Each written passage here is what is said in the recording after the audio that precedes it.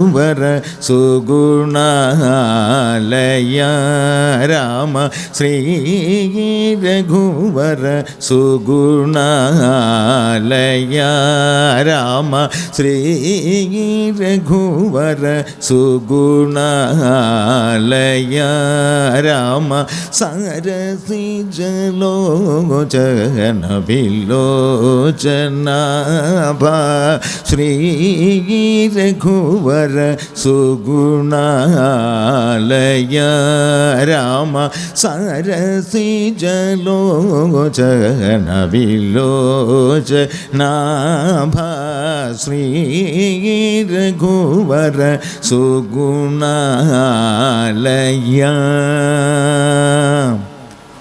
രാമ ധാരാനലേനെ പാരാങ്കു ഏടികി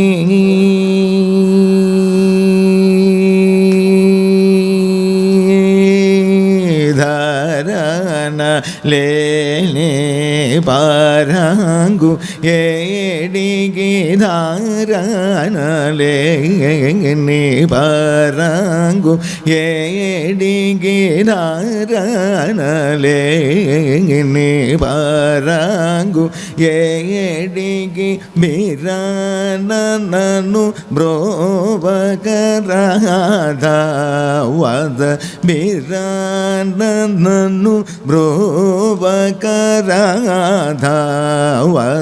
നീ സഗരി സനിധ പഗരി ഗമ പമദപ സനി രി സഗരി നി സപദ മപദ പമഗരി ഗമ പ നി സരി നി സ മപദ മപ ധമ പദ ശ്രീ രഘുവര സുഗുണാലയ രാമ സാരസി ജലോചന വിലോചനാഭ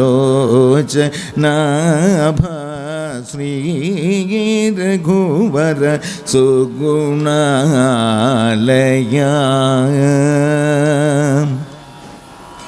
രാമ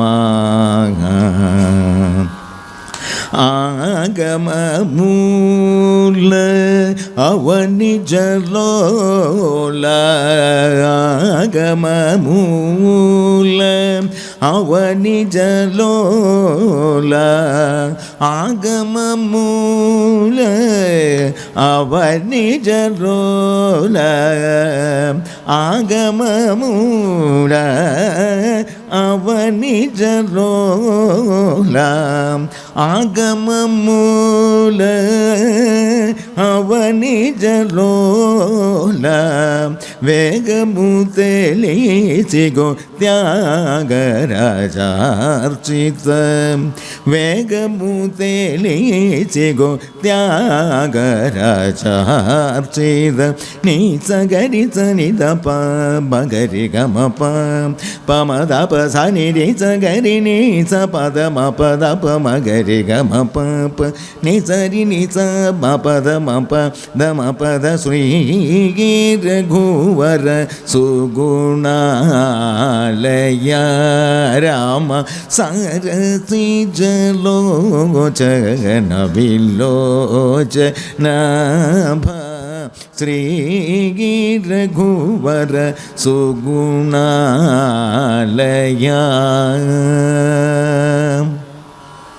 രാമ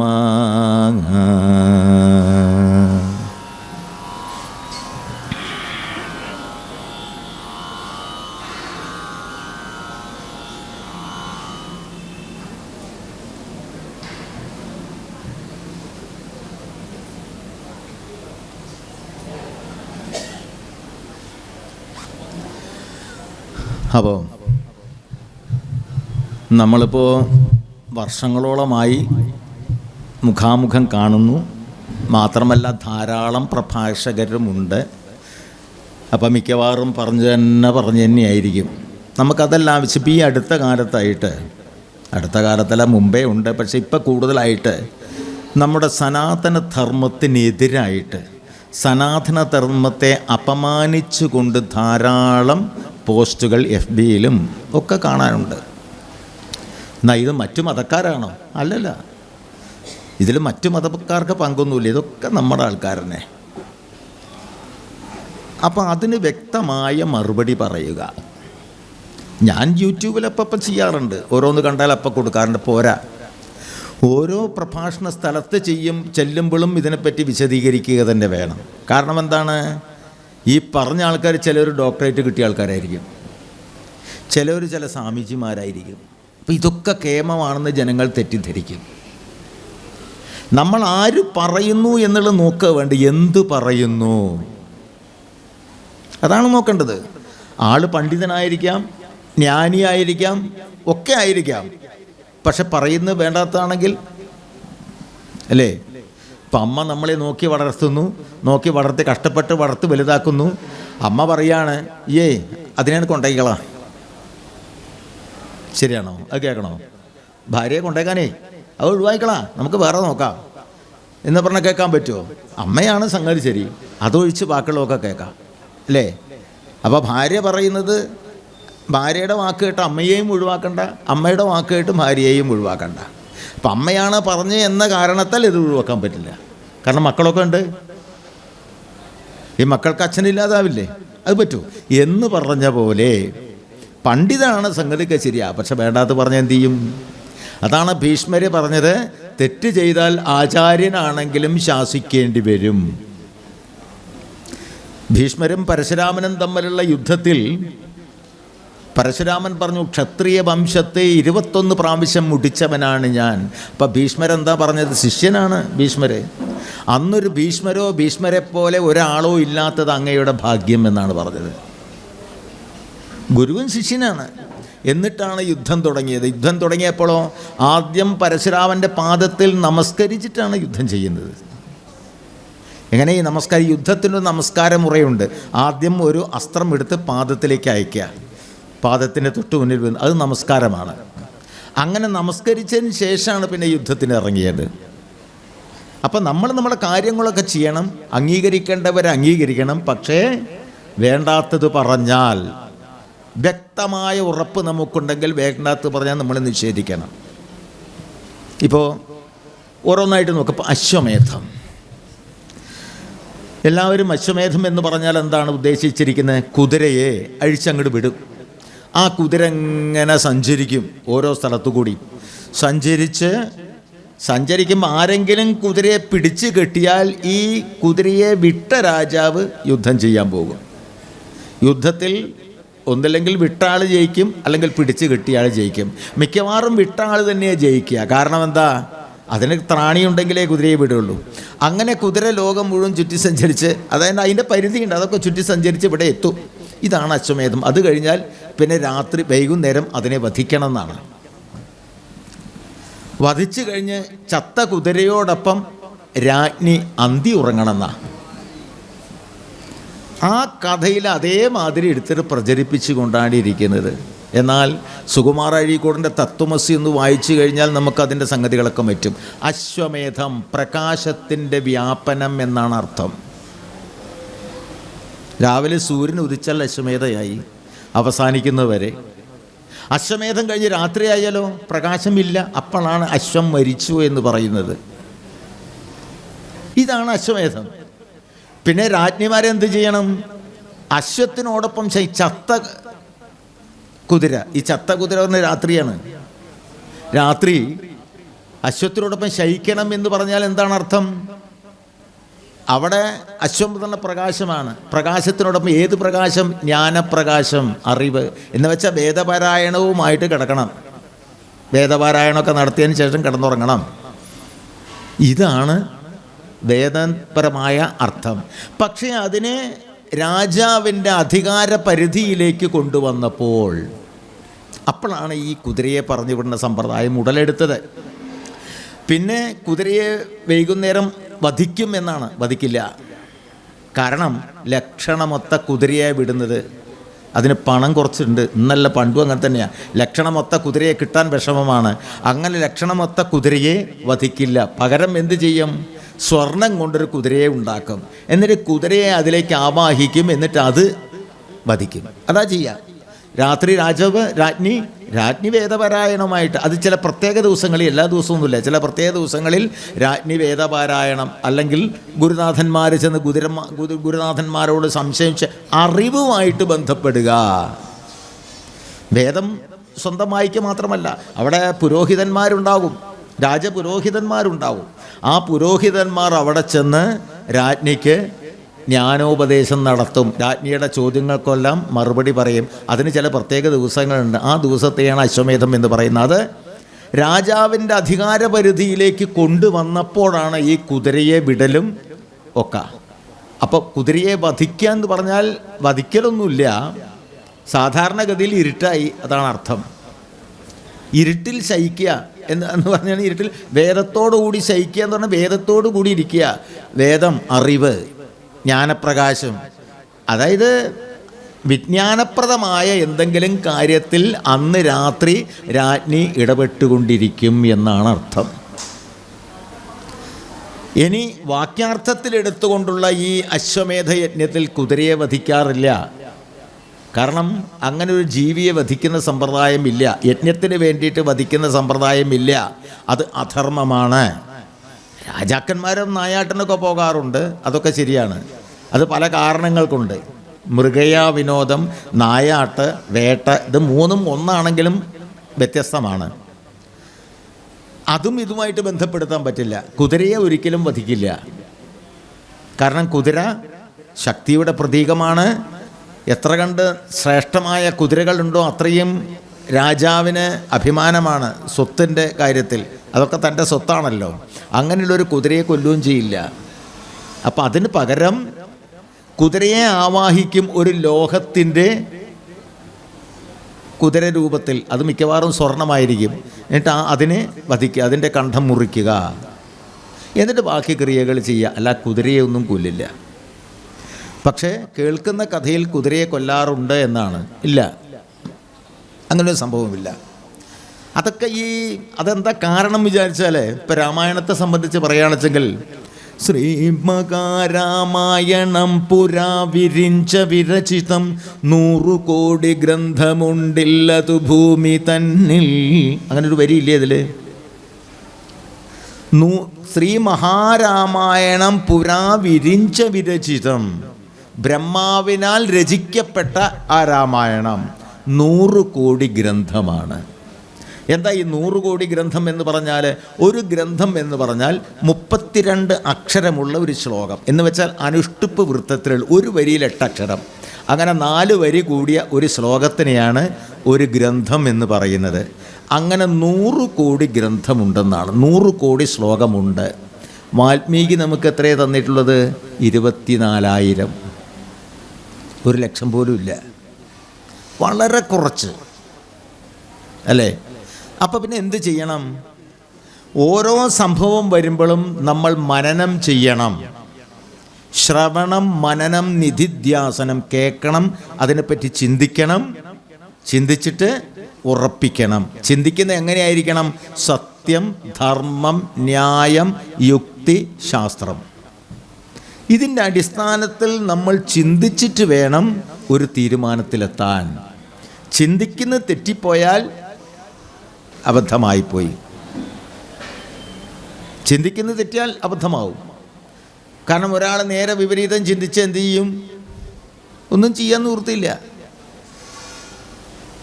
പണ്ട് സഞ്ജയൻ്റെ പ്രസിദ്ധമായൊരു കഥയുണ്ട്. സഞ്ജയൻ, M.R. നായർ, മാണിക്കുത്ത് രാമുണ്ണി നായർ, അദ്ദേഹം ഒരു കഥ എഴുതിയിട്ടുണ്ട്.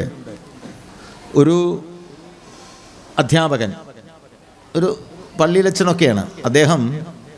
ഞായറാഴ്ച ദിവസം വൈകുന്നേരം ഉച്ചയ്ക്ക് ശേഷം മദ്യവർജനം, മദ്യം ആരും ഉപയോഗിക്കരുത്, ദോഷമാണ് എന്ന് കാണിക്കാൻ വേണ്ടി പല പദ്ധതികളും ആസൂത്രണം ചെയ്തു. ഒരു ദിവസം മദ്യപന്മാരെയൊക്കെ വിളിച്ചു കൂട്ടി മീറ്റിംഗ് വെച്ചു. 2 ഗ്ലാസ് അവിടെ മുന്നിൽ കൊണ്ടുവന്ന് വെച്ചു. ഒന്നിൽ കുറച്ച് ചാരായം ഉണ്ടായിരുന്നു, കുറച്ച് വെള്ളവും ഉണ്ടായിരുന്നു. 2ലും കുറച്ച് വിരകളെ ഇട്ടുകൊടുത്തു. ചാരായത്തിലെ വിരകൾ പെട്ടെന്ന് ചത്തുപോയി, വെള്ളത്തിലെ വിര ചത്തിട്ടില്ല. ഇതിൽ നിന്ന് നിങ്ങൾ എന്തു മനസ്സിലാക്കി? അച്ഛൻ ഉദ്ദേശിച്ച് എന്താ വിചാരിച്ചാൽ ചാരായം ശരീരത്തിന് ഹാനികരമാണെന്ന് വരുത്താൻ തീർക്കാൻ വേണ്ടിയിട്ടാണ്. പക്ഷേ കേട്ടൊരുത്തൻ പറഞ്ഞു ചാരായം കുടിക്കുന്നത് വളരെ നല്ലതാണ്, വയറ്റിലുള്ള വിരകളെല്ലാം ചത്തുപോയിക്കൊള്ളുന്നു. ശരിയല്ലേ? അപ്പോൾ എന്തുണ്ട്, നേരെ വിപരീതം എടുത്തു അർത്ഥം. അങ്ങനെയാകാമല്ലോ. അതേ വിരകൾ ചാവും. മൂപ്പര് മനസ്സിലാക്കിയതെന്നാണ്, എന്താണോ പറയുന്നത് ഓരോരുത്തരും ഓരോ രൂപത്തിലല്ലേ മനസ്സിലാക്കുന്നത്. പക്ഷെ അതേമാതിരിയാണ് ഇപ്പോൾ വിപരീത തലത്തിലാണ് ഓരോരുത്തർ മനസ്സിലാക്കുക. ധാർമ്മികമായിട്ട് മനസ്സിലാക്കാൻ ആർക്കും താല്പര്യമില്ല. ഇതാണ്. അപ്പോൾ ഈ 100 കോടി ശ്ലോകങ്ങളുള്ള ഈ രാമായണത്തിൽ നമുക്ക് കിട്ടിയത് വാൽമീകി തന്നത് 24,000. അധ്യാത്മരാമായണം അത്രയും ഇല്ല. ഇപ്പം ഇതെങ്ങനെയാണ് വന്നത്? ഈ രാമായണം നാരദ മഹർഷിക്ക് കൊടുത്തു, നാരദ മഹർഷി അങ്ങനെ വാൽമീകിക്ക് കൊടുത്തു, വാൽമീകി എഴുതി, അത് വാൽമീകി രാമായണം. ഈ ബ്രഹ്മാവ് എഴുതിയ രാമായണം അങ്ങനെ പരമശിവന് കൊടുത്തു, പരമശിവൻ അത് തത്വങ്ങളോടുകൂടി പാർവതിക്ക് ഉപദേശിച്ചു കൊടുത്തു, അത് അധ്യാത്മരാമായണം. ഇത്രയും വ്യത്യാസം, സംഗതി ഒന്ന് തന്നെയാണ്. പിന്നെ അതിനെ അനുകരിച്ചുകൊണ്ട് ഓരോരുത്തരും ഇങ്ങനെ എഴുതി. കമ്പരാമായണം വന്നു, അങ്ങനെ പല രാമായണമുണ്ട്, തുളസീദാസ് രാമായണമുണ്ട്, നിരവധി രാമായണം. ഇതിലൊക്കെ സംഭവങ്ങൾ വ്യത്യസ്തമാണ്. ഈ വ്യത്യസ്തമാവാൻ എന്താ കാരണം? ഇവിടെ മൂലകാരണം എന്ന് പറയും. മൂലം എന്ന് പറഞ്ഞാൽ 24,000 ശ്ലോകങ്ങളാണ് എല്ലാവരും വിശ്വസിക്കുന്നത്. അപ്പോൾ അതിൻ്റെ ഇടയിലൊക്കെ പലതും പൂരിപ്പിക്കാനുണ്ട്. ഈ പൂരിപ്പിച്ചിട്ടാണ് ഈ വലുതാവണം. അപ്പോൾ ലക്ഷ്മണരേഖ എന്ന് പറഞ്ഞ സാധനമുണ്ട്, കേട്ട് കാണും നിങ്ങൾ. രാവണൻ വരുന്നതിന് മുൻപായിട്ട് മാരീചനെ പിടിക്കാൻ വേണ്ടി രാമൻ പോയപ്പോൾ ആദ്യത്തെ മിമിക്രിക്കാരനാണ് മാരീചൻ. രാമൻ്റെ ശബ്ദത്തിൽ ലക്ഷ്മണനെ വിളിച്ചു. ആ സമയത്ത് സീതയുടെ നിർബന്ധം കാരണം പോകാൻ നേരത്ത് ആശ്രമത്തിന് കുറുകെ ഒരു വര വരച്ചു എന്നാണ് ലക്ഷ്മണരേഖ. ഏത് രാമായണത്തിലാണ് അതുള്ളത്? നമ്മൾ വായിക്കുന്ന അധ്യാത്മരാമായണം കിളിപ്പാട്ടിലുണ്ടോ? ഇല്ല. അധ്യാത്മരാമായണം സംസ്കൃതത്തിലുണ്ടോ? ഇല്ല. വാൽമീകി രാമായണത്തിലുണ്ടോ? ഇല്ല. കമ്പരാമായണത്തിലുണ്ടോ? ഇല്ല. പിന്നെ എവിടെയുള്ളത്? പണ്ട് ശ്രീരാമ പട്ടാഭിഷേകം എന്ന് പറഞ്ഞൊരു സിനിമയുണ്ടായിരുന്നു, അതിലുണ്ട്.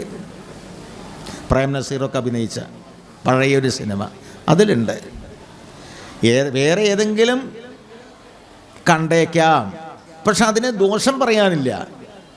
എന്താ? ഒരാൾ ഏട് തീർത്താൽ അത് നമുക്ക് അംഗീകരിക്കാം. കാരണം ലക്ഷ്മണൻ സീതയ്ക്ക് വേണ്ടി ഒരു രക്ഷ ഒരുക്കി.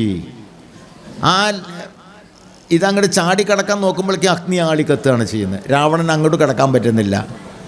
അപ്പോൾ സീത ഇങ്ങോട്ട് വരിക ചെയ്യുന്നത്, എന്നിട്ടാണ് പിടിച്ചു കൊണ്ടുപോകുന്നത്. അപ്പോൾ സീതയ്ക്ക് വേണ്ടി ഒരു രക്ഷ ഒരുക്കിയതാണ് ലക്ഷ്മണൻ എന്ന കാരണത്താൽ അങ്ങനെ രേഖ വരച്ചു എന്ന് പറഞ്ഞാൽ ഉണ്ടെങ്കിലും ഇല്ലെങ്കിലും അതൊരു ദോഷമൊന്നുമല്ല, അതാകാൻ കുഴപ്പമൊന്നുമില്ല.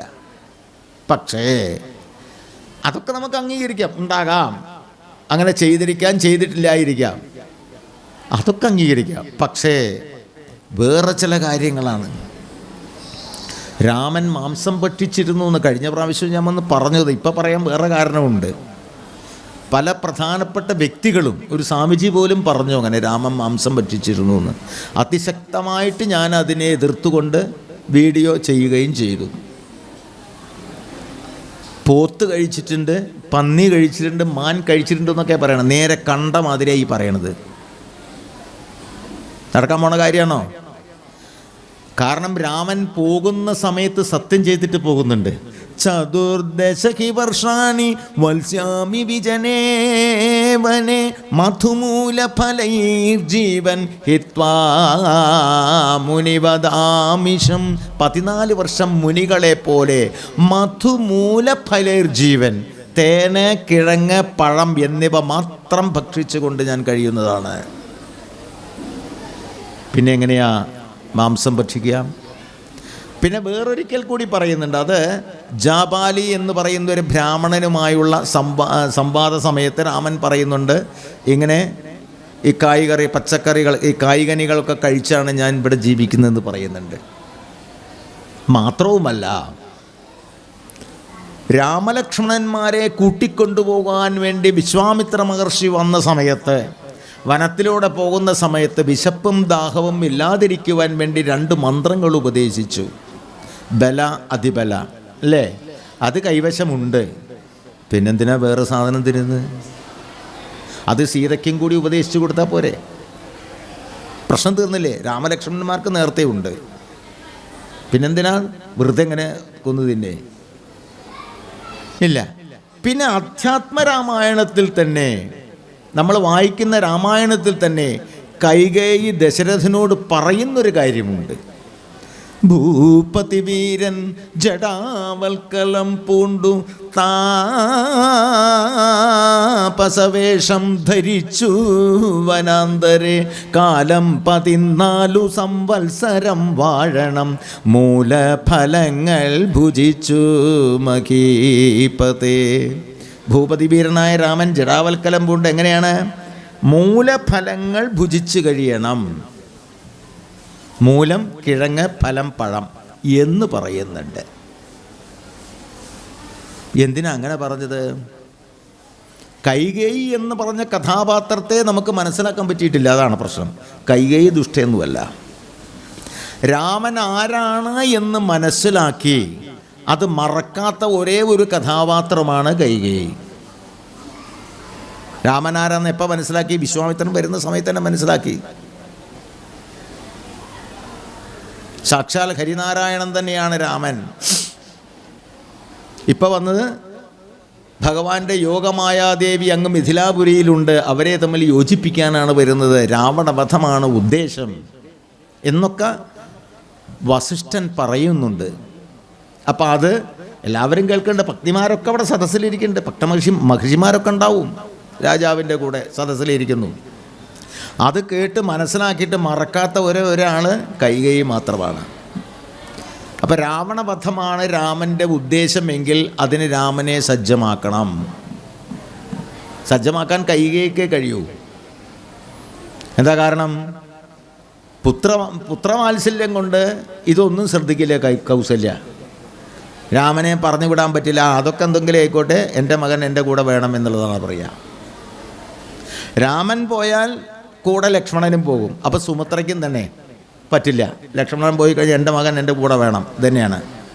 അപ്പം അവർ രണ്ടുപേർക്കും അത് നിസ്സാരമായി കാണാം. പക്ഷെ കൈകേയി അങ്ങനെയല്ല. കൈകേയിക്ക് കാര്യം മനസ്സിലായി. അപ്പം ഇതിനൊരു വകുപ്പ് നമ്മളായിട്ടുണ്ടാക്കണം. അങ്ങനെ ഇരിക്കുമ്പോഴാണ് പട്ടാഭിഷേകത്തിനുള്ള ഒരുക്കങ്ങൾ നടക്കുന്നത്. ഈ പട്ടാഭിഷേകം നടക്കുന്നത് മുടങ്ങിയില്ലെങ്കിൽ രാമന് പോകാൻ പറ്റില്ല, ജനങ്ങൾ വിടില്ല രാമനെ. ഭരതൻ കേകയരാജ്യത്ത് നിന്ന് വന്നിട്ടാണെങ്കിൽ അതും പറ്റില്ല. കാരണം ഭരതൻ വന്നു കഴിഞ്ഞാൽ ഭരതനും കൂടെ പോകും. ലക്ഷ്മണൻ നേരത്തെ പോകാൻ തീരുമാനിച്ചിരിക്കുന്നുണ്ട്, പിന്നെ ശത്രുഘ്നനും പോകും. അപ്പം എന്തു വേണം? ഭരതൻ വരുന്നതിന് മുൻപ് വേണം പറഞ്ഞയക്കാൻ. അല്ലാതെ കണ്ട് ഭരതന് രാജ്യം കൊടുക്കണം എന്ന ഉദ്ദേശം കൊണ്ടല്ല. രാമൻ രാജാവായി കഴിഞ്ഞാൽ തനിക്ക് ഒരു കോട്ടവും പറ്റില്ല എന്ന് വ്യക്തമായിട്ട് അറിയാവുന്ന ഒരാൾ തന്നെയാണ് കൈകേയി. അല്ലെങ്കിൽ 14 വർഷത്തെ കണക്കത്തിന് ജീവിതകാലം മുഴുവൻ വനത്തിൽ വേണമെന്നല്ലേ പറയണ്ടേ? എന്താ 14 വർഷത്തെ കണക്ക്? മാത്രവുമല്ല രാമൻ ഇന്ന രൂപത്തിൽ കഴിയണം, മൂലഫലങ്ങൾ ഭുജിച്ച് കഴിയണം. എന്തുകൊണ്ട്? രാമൻ അവിടെ എങ്ങനെ കഴിഞ്ഞാൽ എന്താ കൈകേയിക്ക്? അങ്ങനെയല്ല, മൂലഫലങ്ങൾ കഴിച്ച് കഴിയണമെന്ന് പ്രത്യേകം പറയുന്നുണ്ട്. എന്താണ് അതിന് ഉദ്ദേശം? രാവണൻ ഭോഗിയാണ്. ഒരു ഭോഗിയെ ശാസിക്കാൻ അധികാരം ഒരു യോഗിക്കേ ഉള്ളൂ. അപ്പം യോഗഭാവത്തിൽ തന്നെ രാമൻ പോയാലേ സംഗതി നടക്കൂ. അതുകൊണ്ടാണ് മൂലഫലങ്ങൾ കഴിച്ച് കഴിയണമെന്ന് ഉപദേശം കൊടുക്കുന്നത്. അത് ശരിക്കും അമ്മ കൊടുക്കേണ്ട ഉപദേശമാണ്. അത് കൈകേയി കൊടുത്തു എന്ന് മാത്രം. കൈകേയി അമ്മ തന്നെയാണ്, അല്ലാതെ രാമനോടുള്ള ദേഷ്യം കൊണ്ടല്ല കൈകേയി അങ്ങനെ പറയുന്നത്. രാമൻ്റെ വിജയത്തിന് വേണ്ടിയിട്ടുള്ള പ്രധാനപ്പെട്ട ഒരു കാര്യമാണ് പറഞ്ഞത്. അമ്മ പറഞ്ഞ കാര്യം കേൾക്കണം. അമ്മ കൗസല്യയാണ് പറയേണ്ടത്. പക്ഷെ കൗസല്യയ്ക്ക് പറയാൻ പറ്റില്ല, പുത്രസ്നേഹം നിമിത്തം ഈ കാര്യങ്ങളൊന്നും ഓർമ്മ വരില്ല. അത് നമ്മളൊക്കെ അങ്ങനെ തന്നെയാണ്. അമ്മമാരെ സംബന്ധിച്ചിടത്തോളം മക്കളോടുള്ള സ്നേഹം നിമിത്തം ഭാര്യ ഒന്നും നോക്കില്ല, വേറെ ഒരു ധർമ്മം ഒന്നും നോക്കില്ല, മക്കളാണ് ഏറ്റവും വലുത്. അതാണ് കൗസല്യയുടെ അവസ്ഥ. എന്നാൽ കൈകേയി അങ്ങനെയല്ല. കൈകേയി കൗസല്യയുടെ ധർമ്മം ഏറ്റെടുക്കുകയാണ് ചെയ്തത്. എന്നിട്ട് പറയാണ് മൂലഫലങ്ങൾ കഴിച്ചു കഴിയണം എന്ന് രാജാവിനോട് പറയാണ്. രാജാവ് രാമനോട് പറയണം. എന്തിനു വേണ്ടി? രാവണൻ ഭോഗിയാണ്. ആ ഭോഗിയായ രാവണനെ വധിക്കണമെങ്കിൽ യോഗിക്കേ കഴിയൂ. അതുകൊണ്ടാണ് അങ്ങനെ പറയാൻ കാരണം. അങ്ങനെ അതേമാതിരി വസ്ത്രങ്ങൾ വസിഷ്ഠനടക്കം ചോദിക്കുന്നുണ്ട്. വസിഷ്ഠൻ ചോദിക്കുന്നത് എല്ലാവരെയും ഒന്ന് സമാധാനിപ്പിക്കാൻ വേണ്ടിയിട്ടാണ്. രാമൻ പോകുമ്പോൾ സീത എന്തിനാണ് മരപുരിയൊക്കെ ചുറ്റുന്നത് എന്ന്.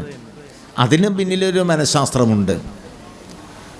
ബ്രഹ്മചര്യാവ്രതം അനുഷ്ഠിച്ചുകൊണ്ട് ഭക്ഷണത്തിൽ നിയന്ത്രിച്ചുകൊണ്ട് യോഗിയായി കഴിയുമ്പോൾ അതിസുന്ദരിയായ ഭാവത്തിൽ സീത ഒരിക്കലും കഴിയാൻ പാടില്ല.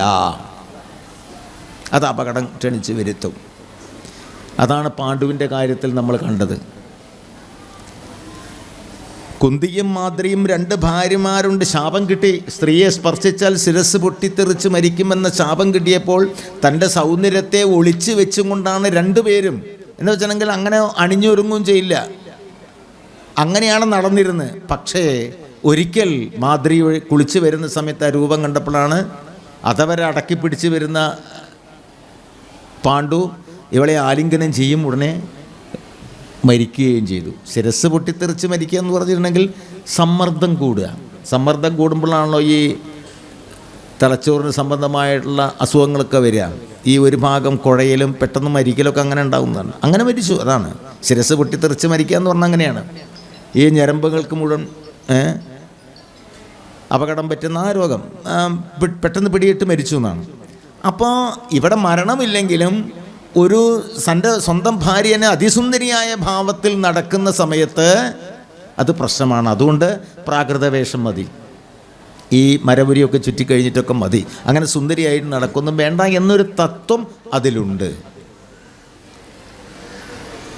പക്ഷെ രാമനെ സംബന്ധിച്ചിടത്തോളം ഇതൊന്നും ബാധകമല്ല. രാമൻ അവതാര പുരുഷനാണ്, ഏത് രൂപത്തിൽ വന്നാലും രാമനെ പറ്റില്ല. പക്ഷെ ഇത് നമുക്ക് തരുന്നൊരു സന്ദേശമാണ്. ഇപ്പം ഈ കഥകളിൽ ഓരോ കാര്യങ്ങൾ പറയുമ്പോൾ അത് അവർക്ക് ബാധകമല്ല. ഇപ്പം അർജുനനോട് ഉപദേശിക്കുന്നതാണല്ലോ ഗീത, അത് അർജുനന് വേണ്ടിയിട്ടല്ല, അത് അർജുനനെ സാക്ഷി നിർത്തിക്കൊണ്ട് നമുക്ക് വേണ്ടിയിട്ടാണ്. അതാണല്ലോ ആദ്യത്തെ മധുസൂദന സരസ്വതികൾ എഴുതിയ ഒരു ശ്ലോകം.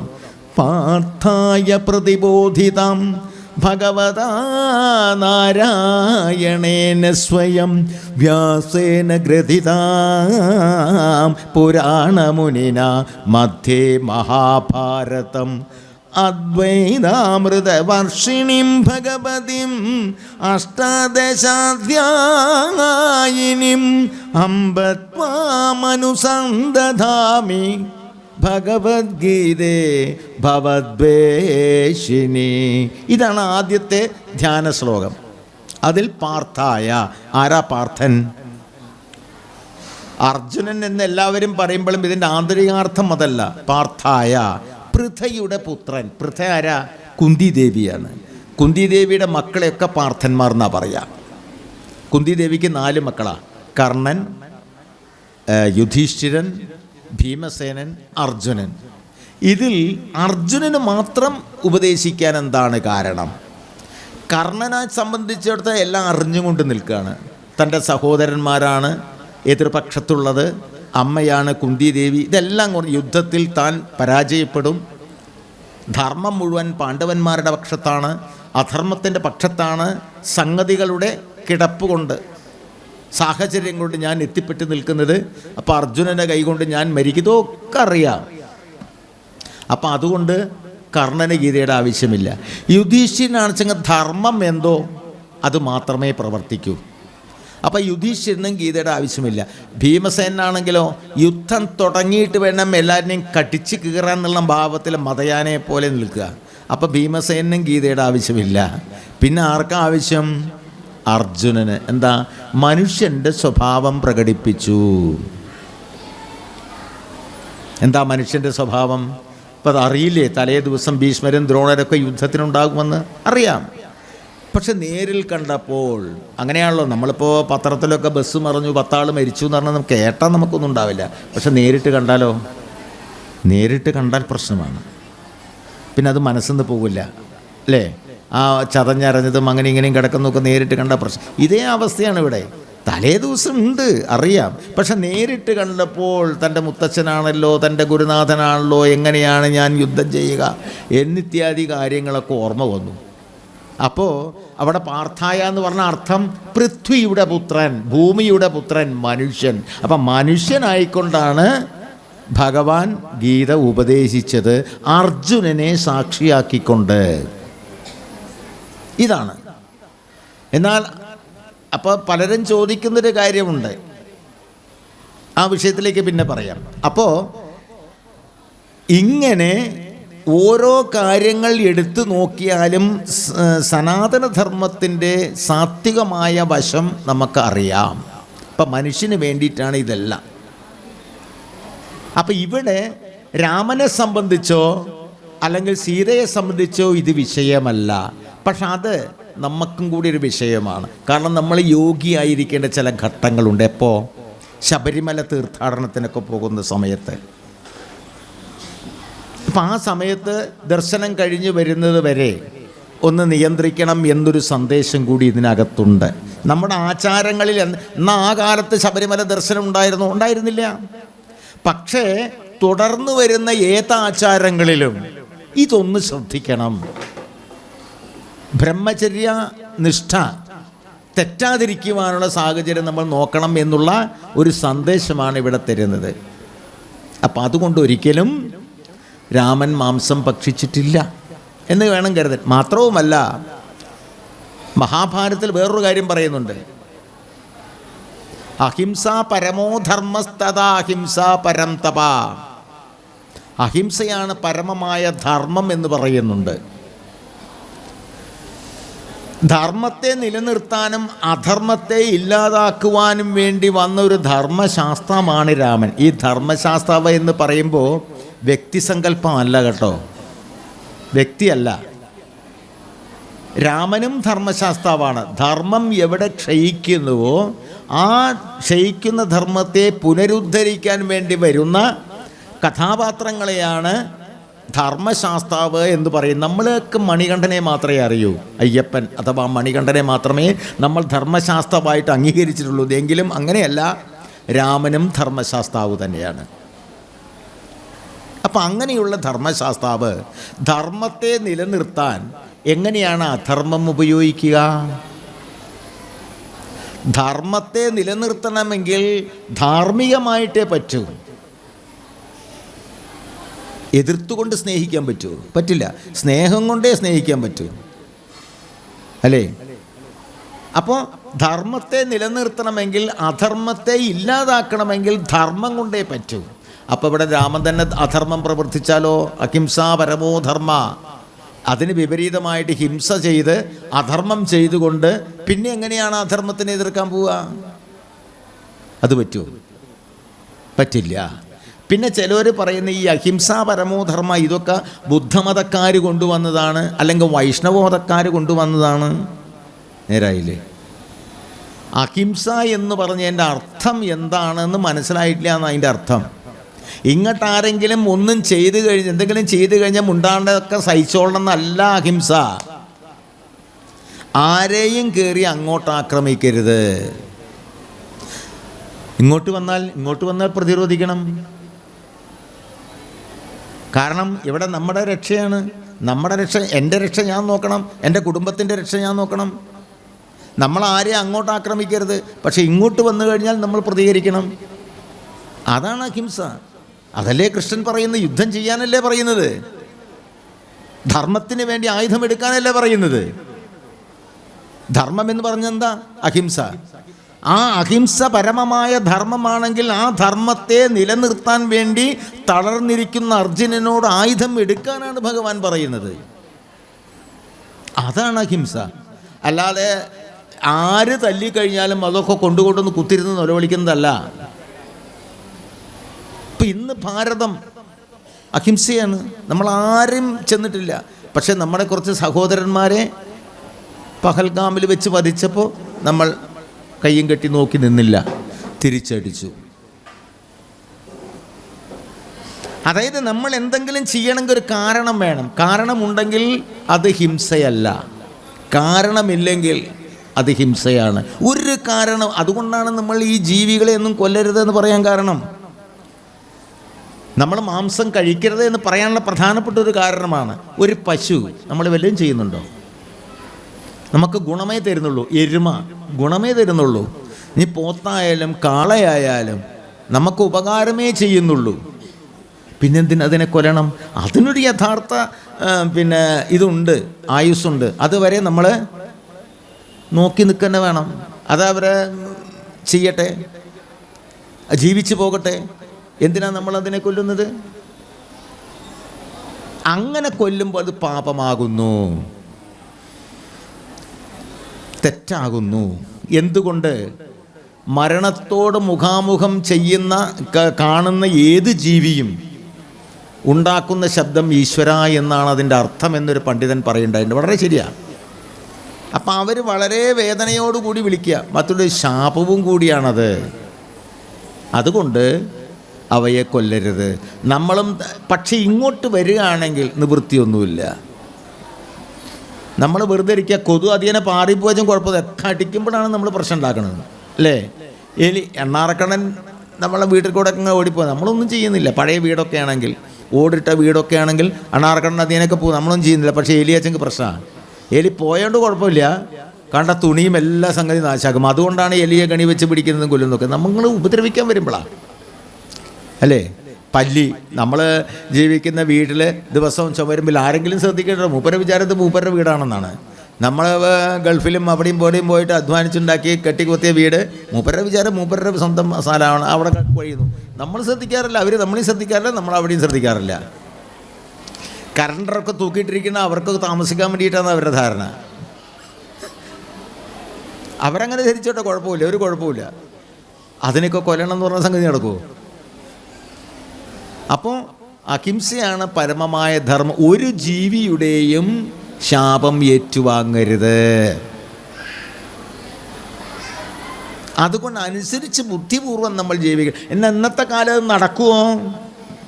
വൻകിട വ്യവസായങ്ങളാണ് മത്സ്യബന്ധനവും അതേമാതിരി ഈ മാംസമൊക്കെ. നടക്കുമോ? നടക്കില്ല. അതിന് സമൂഹത്തെ നന്നാക്കാൻ നോക്കണ്ട, നമുക്ക് നന്നാവാലോ. ഇന്ത്യ രാജ്യം മുഴുവനും വെജിറ്റേറിയൻ ആകണം എന്ന് പറഞ്ഞ സംഗതിയൊന്നും നടക്കില്ല. അതവർ ചെയ്യേണ്ടവർ ചെയ്യട്ടെ. പക്ഷെ എൻ്റെ കാര്യം എനിക്ക് നോക്കാമല്ലോ. നോക്കിക്കൂടെ? അത് ചെയ്താൽ മതി. അതേ പറയുന്നുള്ളൂ. നമ്മൾ രക്ഷപ്പെടുക, അല്ലാതെ എല്ലാവരും മോക്ഷം കിട്ടുകയും ചെയ്യില്ല. അപ്പം കഴിയുന്നതും എന്ത് ചെയ്യുക? ആരെയും ഉപദ്രവിക്കാതിരിക്കുക. മനസാ വാചാ കർമ്മണ, മനസ്സുകൊണ്ടും വാക്കുകൊണ്ടും കർമ്മങ്ങൾ കൊണ്ടും. എന്താ ഈ വാക്കുകൊണ്ട്? വെറുതെ ഒരാൾ പോണ പോക്ക് കണ്ടില്ലേ? എങ്ങനെ നടന്നിരുന്നാണ് ഈ ഇപ്പം കണ്ടു കഴിഞ്ഞിട്ടുണ്ടെങ്കിൽ ആളെ കണ്ട മൈൻഡില്ല, വല്ല ആവശ്യമുണ്ട് അതിൻ്റെ പറ്റിക്ക് പോയിക്കോട്ടെ. വെറുതെ ഇത് വാക്കുകൾ കൊണ്ടല്ല, മനസ്സുകൊണ്ട്. മനസ്സിലിങ്ങനെ ചിന്തിക്കുക, ആ പോണ പോക്കിൽ വല്ല വണ്ടി ഇടിച്ച് ചത്തിട്ടുണ്ടെങ്കിൽ എത്ര നന്നായിരുന്നു എന്ന് മനസ്സിലിങ്ങനെ പറയുക. ആരും അറിയില്ലല്ലോ, അത് ദോഷമാണ്. വേറെ ആരും അറിയില്ലെങ്കിൽ അറിയുന്ന ഒരാളുണ്ട്. അപ്പം മനസാ വാചാ കർമ്മണ, ആർക്കും ഒരു ദോഷവും ചെയ്യരുത്. ഇതാണ് അഹിംസ. അല്ലാതെ കണ്ട് ഇങ്ങോട്ട് വന്നാൽ ഒന്നും ചെയ്യാതിരിക്കണം എന്നുള്ളതല്ല. അപ്പോൾ ഇത് ബുദ്ധമതം കൊണ്ടുവന്നതോ വൈഷ്ണവ മതം കൊണ്ടുവന്നതോ ഒന്നുമല്ല, ഭാരതീയ സനാതന ധർമ്മ സംസ്കാരത്തിൻ്റെ ഭാഗമാണ്, യാതൊരു സംശയവുമില്ല. അപ്പം അത് എന്ത് പറഞ്ഞാലും അതേപോലെ തന്നെ രാമൻ ഇങ്ങനെ കഴിച്ചിരുന്നു എന്നൊക്കെ ചില ആൾക്കാർ ഉറപ്പിച്ചൊക്കെ പറയും. ഏതർത്ഥത്തിൽ? ആരെങ്കിലും കണ്ടവരുണ്ടോ? ഇനി അതിൻ്റെ കള്ളത്തരം വേറെയും പറഞ്ഞുതരാം. രാമായണം ഏത് കാലഘട്ടത്തിലാണ് ഉണ്ടായത്? ത്രേതായുഗം, അല്ലേ? ത്രേതായുഗത്തിലെ രാമൻ്റെ സമകാലികനായിരുന്നില്ലേ വാൽമീകി? വാൽമീകി ആശ്രമത്തിൽ നാം ഉണ്ടല്ലോ. ഈ ത്രേതായുഗം നമ്മുടെ ഗീതാ കണക്ക് വെച്ചിട്ട് ശരിയാണെങ്കിൽ എത്ര വർഷം മുമ്പറിയോ? 8,69,525 വർഷങ്ങൾക്ക് മുമ്പാണ്. എങ്ങനെ കണക്കാക്കി? ദ്വാപരയുഗത്തിനും അപ്പുറമാണ്. ദ്വാപരയുഗം, കലിയുഗം 4,30,30,000, അതിൽ 5,125 വർഷമായിട്ടേ ഉള്ളൂ. അതിനു മുമ്പാണ് ദ്വാപരയുഗം, 8,64,000. ആ 8,64,000 കൂടി ഈ 5,000 കൂടി 5,125 കൂടി കൂട്ടുക. അതാണ് ഞാൻ പറഞ്ഞ 8,69,125 വർഷം. അതിന് മുമ്പാണ് ത്രേതായുഗം. മുമ്പ് എന്ന് പറഞ്ഞാൽ എപ്പോൾ? അതും ഏകദേശം രാമായണത്തിൻ്റെ പകുതിക്ക് ശേഷം ആയിരിക്കണം, വ്യക്തമല്ല. അങ്ങനെയാണെങ്കിൽ അന്നുള്ള എന്ത് സംഗതി എന്നുണ്ടാവുക? ഉണ്ടാവുമോ? എത്ര പ്രകൃതിക്ഷോഭങ്ങൾ നടന്നിട്ടുണ്ടാവും, എത്ര യുദ്ധങ്ങൾ നടന്നിട്ടുണ്ടാവും അല്ലേ? എത്ര കരഭാഗം കടൽ കൊണ്ടുപോയി, എത്ര കടൽ കരയായി തീർന്നു, എന്തെല്ലാം നടന്നു, എല്ലാം ഉണ്ടാവുമോ? ഇല്ല. അപ്പം അന്നാണ് വാൽമീകി എഴുതിച്ചെങ്കിൽ ആ സാധനം ഉണ്ടാവില്ല. പിന്നെ എങ്ങനെ വന്നു? അന്ന് അവശേഷിക്കുന്ന കുറച്ച് പേരുണ്ടാവും, അവരത് വീണ്ടും എഴുതി വെച്ചു. അത് നഷ്ടപ്പെട്ടു, വീണ്ടും എഴുതി വെച്ചു. അത് നഷ്ടപ്പെട്ടു, വീണ്ടും എഴുതി വെച്ചു.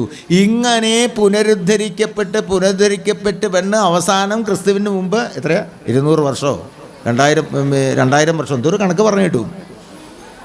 അന്നാണ് രാമായണമുണ്ട്. അന്നൊന്നും തന്നെ രാമായണം അതിങ്ങനെ കേട്ട് വേണം അന്നാണ് പുതിയ ഉണ്ടാക്കുക. അപ്പം അതിൻ്റെ ഇടയ്ക്ക് എത്ര മാറ്റങ്ങൾ വന്നു? നിരവധി മാറ്റങ്ങൾ വന്നില്ലേ? പക്ഷെ മാറ്റം വരാതെ അതിൽ നിൽക്കുന്നുണ്ട് ധർമ്മം. അതിനെ നമ്മൾ എടുക്കണം. കാരണം എന്താ വിചാരിച്ചാൽ അതിനെ ധർമ്മത്തിനെ വളച്ചൊടിച്ചിട്ട് കൊണ്ടുപോയിട്ട് വെച്ചിട്ടുണ്ടാവും. അതായത് ഒരാളെ എന്തെങ്കിലും അനാവശ്യം കാണിച്ചിട്ട് ഇവിടുന്ന് പിടിച്ച് പുറത്താക്കി കഴിഞ്ഞാൽ പുറത്താക്കി നമ്മൾ പറയും. പക്ഷെ വേറൊരാളെന്ത് പറയും? അവിടുത്തെ സാഹചര്യം ഇഷ്ടപ്പെടാത്തതുകൊണ്ട് അയാൾ സ്വയം അവിടുന്ന് ഇറങ്ങിപ്പോകും. രണ്ടും സംഗതി ഒന്നല്ലേ? അയാൾ ഇവിടുന്ന് അപ്പോൾ അയാളെ നന്നാക്കി പറഞ്ഞു. നമ്മൾ ഇങ്ങനെയാണ് ഈ ധർമ്മത്തിൻ്റെ കാര്യം. കഥകളെ ഇങ്ങനെയാണ് ദുർവാഖ്യാനം ചെയ്യുക. അപ്പം അതാണ് നമ്മൾ ശ്രദ്ധിക്കേണ്ടത്. അതുകൊണ്ട് കഥയിലൂടെ സഞ്ചരിക്കരുത്, കഥാപാത്രങ്ങളിലൂടെ സഞ്ചരിക്കണം. രാമനെ എന്തിനു പൂജിക്കുന്നു? രാമമന്ത്രം കൊണ്ട് എന്ത് സാധിക്കും? രാമമന്ത്രം എന്ന് പറഞ്ഞ് രാജകുമാരൻ ആയിട്ടുള്ള ദശരഥപുത്രനായുള്ള രാമൻ്റെ പേരല്ല. രാമമന്ത്രം എന്ന് പറയുന്ന 2 മന്ത്രങ്ങളുടെ ബീജാക്ഷരമാണ്. നാരായണ എന്ന മന്ത്രത്തിൻ്റെ ബീജമാണ് രാ. നമഃശിവായ അതിൻ്റെ ബീജമാണ് മാ. ഹരിയുടെ മന്ത്രം നാരായണ, അതിൻ്റെ ബീജം രാ. ഹരൻ്റെ മന്ത്രം നമഃശിവായ, അതിൻ്റെ ബീജം മാ. ഹരിഹര ബീജം രാമ. ആ രാമ, അതാണ് രാമ രാമ രാമ രാമ നമ്മൾ ജനിക്കുന്നത്. പക്ഷെ അതിൻ്റെ പ്രതീകമായിട്ട് നമ്മൾ സാക്ഷാൽ രാജകുമാരനായ രാമനെ കാണുന്നു. അങ്ങനെ വേണം. ഇപ്പം ഈ ഇരിക്കുന്ന മൂർത്തിയാണോ? അല്ല, ആദിപരാശക്തിയെ ആവാഹിച്ചാണ് ഇവിടെ കാടാമ്പുഴ ഭഗവതി. അതുകൊണ്ട് ഇതിലൂടെ ആദിപരാശക്തിയെ കാണുന്നു എന്ന് പറഞ്ഞ മാതിരി സാക്ഷാൽ രാമനിലൂടെ ആ ബ്രഹ്മത്തിനെ കാണുന്നു. ശിവ വൈഷ്ണവ സംയോഗമായിട്ടുള്ള ആ മന്ത്രധ്വനി അത് ജപിക്കുന്ന സമയത്ത് സാക്ഷാൽ ബ്രഹ്മം, ശിവ വൈഷ്ണവ രൂപം ബ്രഹ്മമാണ്. ആ ബ്രഹ്മത്തിനെ ആരിലൂടെ കാണുന്നു? രാമനിലൂടെ കാണുന്നു. അതുകൊണ്ടാണ് രാമൻ്റെ ചിത്രം ഒക്കെ വെച്ച് നമ്മൾ പൂജിക്കുന്നത്. അതാണ്, അത് മനസ്സിലാക്കണം. ഇനിയിപ്പോൾ അല്ലാത്തവരും രാമനെ പൂജിക്കുന്നു, ഇത് മനസ്സിലാക്കിയ ആൾക്കാർ രാമനെ പൂജിക്കുന്നു. പക്ഷെ ഇത് മനസ്സിലാക്കുക, സാക്ഷാൽ രാമം ബ്രഹ്മമാണ്. രാമ മന്ത്രം, ആ മന്ത്രത്തിൻ്റെ രൂപമായിട്ട് നമ്മൾ ഭഗവാനെ കാണുന്നു. അതാണ് കാരണം, അവതാര പുരുഷൻ തന്നെയാണ്. ഇനി ഈ രാമൻ വനത്തിലൂടെ സഞ്ചരിക്കുന്ന സമയത്ത് കുറേ മഹർഷിമാരും അവരുടെ ഭാര്യമാരും ഒക്കെ വന്ന് രാമനെ കണ്ടു. ഈ അവതാര കാലഘട്ടത്തിൽ ഞങ്ങൾക്ക് അങ്ങയെ കാണാൻ പറ്റി, അടുത്ത അവതാര കാലഘട്ടത്തിലും ഞങ്ങൾക്ക് അങ്ങയുടെ കൂടെ കഴിയണം, അതിനെന്താണ് വഴിയെങ്കിലും ചെയ്യണം എന്ന് മഹർഷിമാർ പറഞ്ഞപ്പോൾ രാമൻ സമ്മതിച്ചു. ഇത് കൃഷ്ണോപനിഷത്തിലുള്ളതാ. അങ്ങനെ കൃഷ്ണാവതാര കാലത്തുള്ള ഇടയന്മാരും ഗോക്കളും ഗോപന്മാരും ഒക്കെ ഗോപികമാരും ഒക്കെ ഈ മഹർഷിമാരും മഹർഷിമാരുടെ ഭാര്യമാരുമാണെന്നാണ് പറയുന്നത്, ഉപനിഷത്തുകൾ പറയുന്നത്, കൃഷ്ണോപനിഷത്ത് പറയുന്നത്. അപ്പം ഇങ്ങനെ ഇത് നമ്മളൊക്കെ ബന്ധമുണ്ട്. അപ്പോൾ ഇവിടെ പറഞ്ഞതിൻ്റെ അർത്ഥം രാമായണത്തിൽ രാമൻ മാംസമൊന്നും ഭക്ഷിച്ചിട്ടില്ല. മാത്രവുമല്ല എഴുത്തച്ഛൻ്റെ രചനാശൈലി ഇപ്പോൾ എന്നാൽ സുന്ദരകാണ്ഡത്തിലൊരു കാര്യം പറയുന്നുണ്ട്. ശിരമമിത സുഖമൊടൊരു തപസി ബഹുനിഷ്ഠയാ ക്ഷേത്രകൂടാചലം തന്നിൽ വാഴും വിധം പലലമതു പരിചിനൊടുണക്കുവാൻ ചിക്കി ഞാൻ പാർത്തതും കാത്തിരും നേടും ദശാന്തരെ തിരുമുടിയും അഴകിനൊടു മടിയിൽ മമ വെച്ചുടൻ തീർത്ഥപാദൻ വിരവോടുറങ്ങിടിനാം പറയുന്നുണ്ട്. ആരുമില്ലാത്ത സമയത്ത് ചിത്രകൂടാചലത്തിൽ രാമൻ തൻ്റെ മടിയിൽ തലവെച്ച് കിടക്കുന്ന സമയത്ത്, പലലം ഉണക്കാനിട്ടിരിക്കുന്ന സമയത്ത് എന്താ സംഭവിച്ചത്? കാക്ക വന്നു. ഇന്ദ്രൻ്റെ മകനാത്രേ, കാക്കയുടെ വേഷം വന്ന് അത് കൊത്തി തിന്നു എന്നൊക്കെ പറയുന്നുണ്ട്. അപ്പോൾ പിന്നെ എന്തിനാ ഈ ഉണക്കണത്? തിന്നാനല്ലാതെ. പലലം അർത്ഥം നോക്കുക. ശ്രീകണ്ഠേശ്വരം പത്മനാഭപിള്ളയുടെ ശബ്ദതാരാവലി എടുത്തു നോക്കുക. എള്ളുണ്ട, അരി കൊണ്ട് വറുത്ത വറ്റൽ, ചേറ്, ചെളി, പിണ്ണാക്ക് എന്നീ അർത്ഥങ്ങളുണ്ട് അതിന്. മാത്രവുമല്ല മാംസം എന്നൊരർത്ഥമുണ്ട്. പക്ഷെ അതിൻ്റെ ബ്രാക്കറ്റിൽ എഴുതിയിട്ടുണ്ട് ശരീരത്തിൽ വ്യാപിക്കുന്നത്. ശരീരത്തിൽ വ്യാപിക്കുന്ന എന്താ? പഞ്ചഭൂതങ്ങൾ. പക്ഷെ ശരീരത്തിലൊക്കെ ഇറച്ചിയാണല്ലോ, എന്നാൽ കിടക്കട്ടെ ഇറച്ചി, അങ്ങനെ അർത്ഥം എടുത്താ. ശരീരത്തിൽ വ്യാപിക്കുന്ന പഞ്ചഭൂതങ്ങളാണ്. രക്തമായിട്ടും മൂത്രമായിട്ടും കഫമായിട്ടും വിയർപ്പായിട്ടും ജലം നമ്മുടെ ശരീരത്തിലുണ്ട്. ജഠരാഗ്നിയായിട്ട് നമ്മളെ ഭക്ഷണങ്ങളൊക്കെ ദഹിപ്പിക്കുന്നു. അങ്ങനെ ജഠരാഗ്നിയായിട്ട് അഗ്നി നമ്മുടെ ശരീരത്തിലുണ്ട്. പ്രാണൻ, അപാനൻ, വ്യാനൻ, സമാനൻ, ഉദാനൻ എന്നിങ്ങനെ ഇങ്ങനെയുള്ള പഞ്ചപ്രാണങ്ങളായിട്ട്, പ്രാണൻ, അപാനൻ, വ്യാനൻ, സമാനൻ, ഉദാനൻ പഞ്ചപ്രാണങ്ങളായിട്ടും പഞ്ച ഉപപ്രാണങ്ങളായിട്ടും വായു നമ്മുടെ ശരീരത്തിലുണ്ട്. ചിന്തയായിട്ട് ആകാശം നമ്മുടെ ശരീരത്തിലുണ്ട്. മണ്ണായിട്ട് ഇതാ ഈ ശരീരം, അത് മണ്ണാ. മറവ് ചെയ്ത് കഴിഞ്ഞ് കുറച്ച് ദിവസം കഴിഞ്ഞ് നോക്കിയൊന്നും കാണില്ല, മണ്ണിലോ ചേർന്ന് കഴിഞ്ഞിട്ടുണ്ടാവും. അപ്പം പഞ്ചഭൂതാത്മകമാണ് നമ്മുടെ ശരീരം. ഈ പഞ്ചഭൂതാത്മകം നമ്മൾ ഒന്നിച്ച് സമർപ്പിക്കുന്നതിൻ്റെ ഭാവമാണ് പൂജാദികളൊക്കെ. പൂജയ്ക്ക് എന്തൊക്കെയാണ് ഉപയോഗിക്കുന്നത്? പുഷ്പം. പുഷ്പം എന്തിൻ്റെ പ്രതീകമാണ്? ഗന്ധത്തിൻ്റെ. ഗന്ധം എന്തിൻ്റെ തന്മാത്രയാണ്? ഭൂമിയുടെ. ഭൂമിയുടെ തന്മാത്രയാണ് ഗന്ധം. ആ ഗന്ധത്തിൻ്റെ പ്രതീകമാണ് പുഷ്പം, നമ്മൾ അർപ്പിക്കുന്നു. പിന്നെ അഗ്നി. അഗ്നിയുടെ തന്മാത്ര എന്താ? രൂപം. അതിനാണ് വിഗ്രഹം. രൂപം അവിടെയുണ്ട്. മനസ്സിലായില്ലേ? പിന്നെ ആകാശം. ആകാശത്തിൻ്റെ തന്മാത്ര എന്താ? ശബ്ദം. അതിനാണ് മണിയടിക്കുന്നതും മന്ത്രങ്ങൾ ചൊല്ലുന്നതൊക്കെ അതിന് വേണ്ടിയിട്ടാണ്. പിന്നെ ത്വക്ക്. ത്വക്കിൻ്റെ എന്താണ്? സ്പർശനം. അതിനാണ് നമ്മൾ കൈ കൂപ്പുന്നത്, രണ്ട് സ്പർശിക്കുന്നു, നമസ്കരിക്കുന്നു. അപ്പോൾ പഞ്ചഭൂതാത്മകമായ ശരീരം കൊണ്ട് പഞ്ചഭൂതാത്മകമായ കാര്യങ്ങളാണ് അവിടെ നടക്കുന്നത്. ക്ഷേത്രങ്ങളിൽ നടക്കുന്ന ഏത് ക്ഷേത്രമായാലും ഇതൊക്കെ നടക്കുന്നുണ്ട്. പുഷ്പം ഉപയോഗിക്കുന്നുണ്ട്. പിന്നെ ജലം തീർത്ഥമായിട്ട് ഉപയോഗിക്കുന്നുണ്ട്, ഇല്ലേ? അപ്പോൾ വളരെ എന്താ പറയുക, ശാസ്ത്രീയമായ അടിത്തറയോട് കൂടിയിട്ടുള്ളതാണ് നമ്മുടെ എല്ലാം.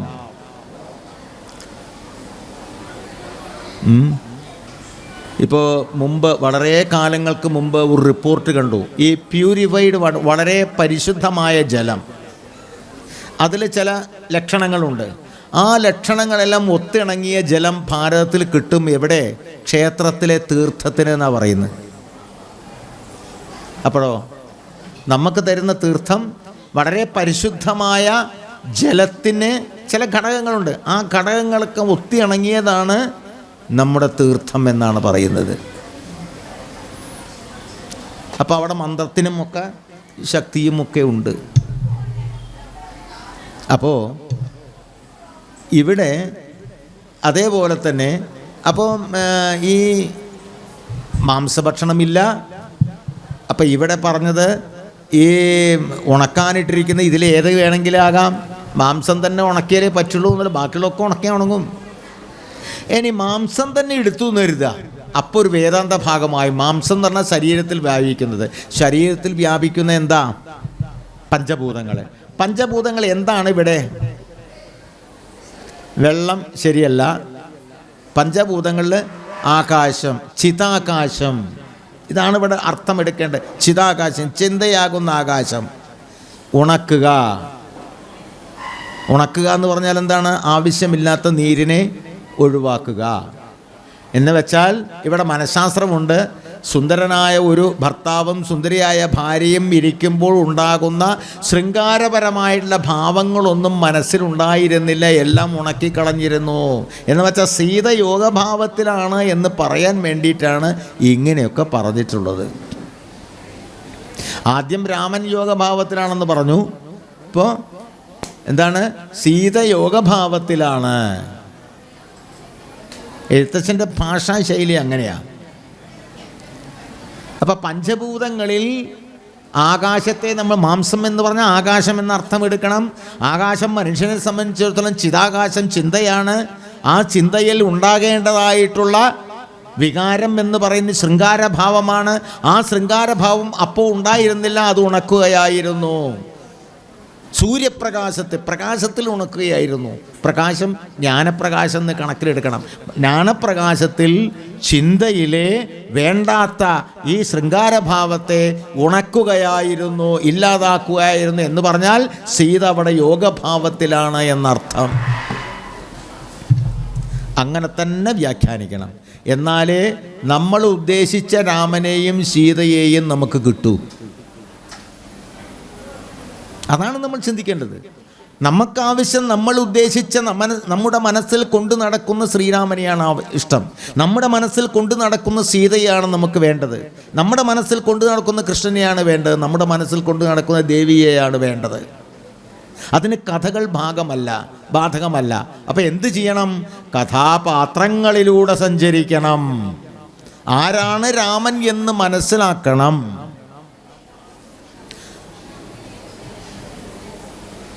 അതാണ്.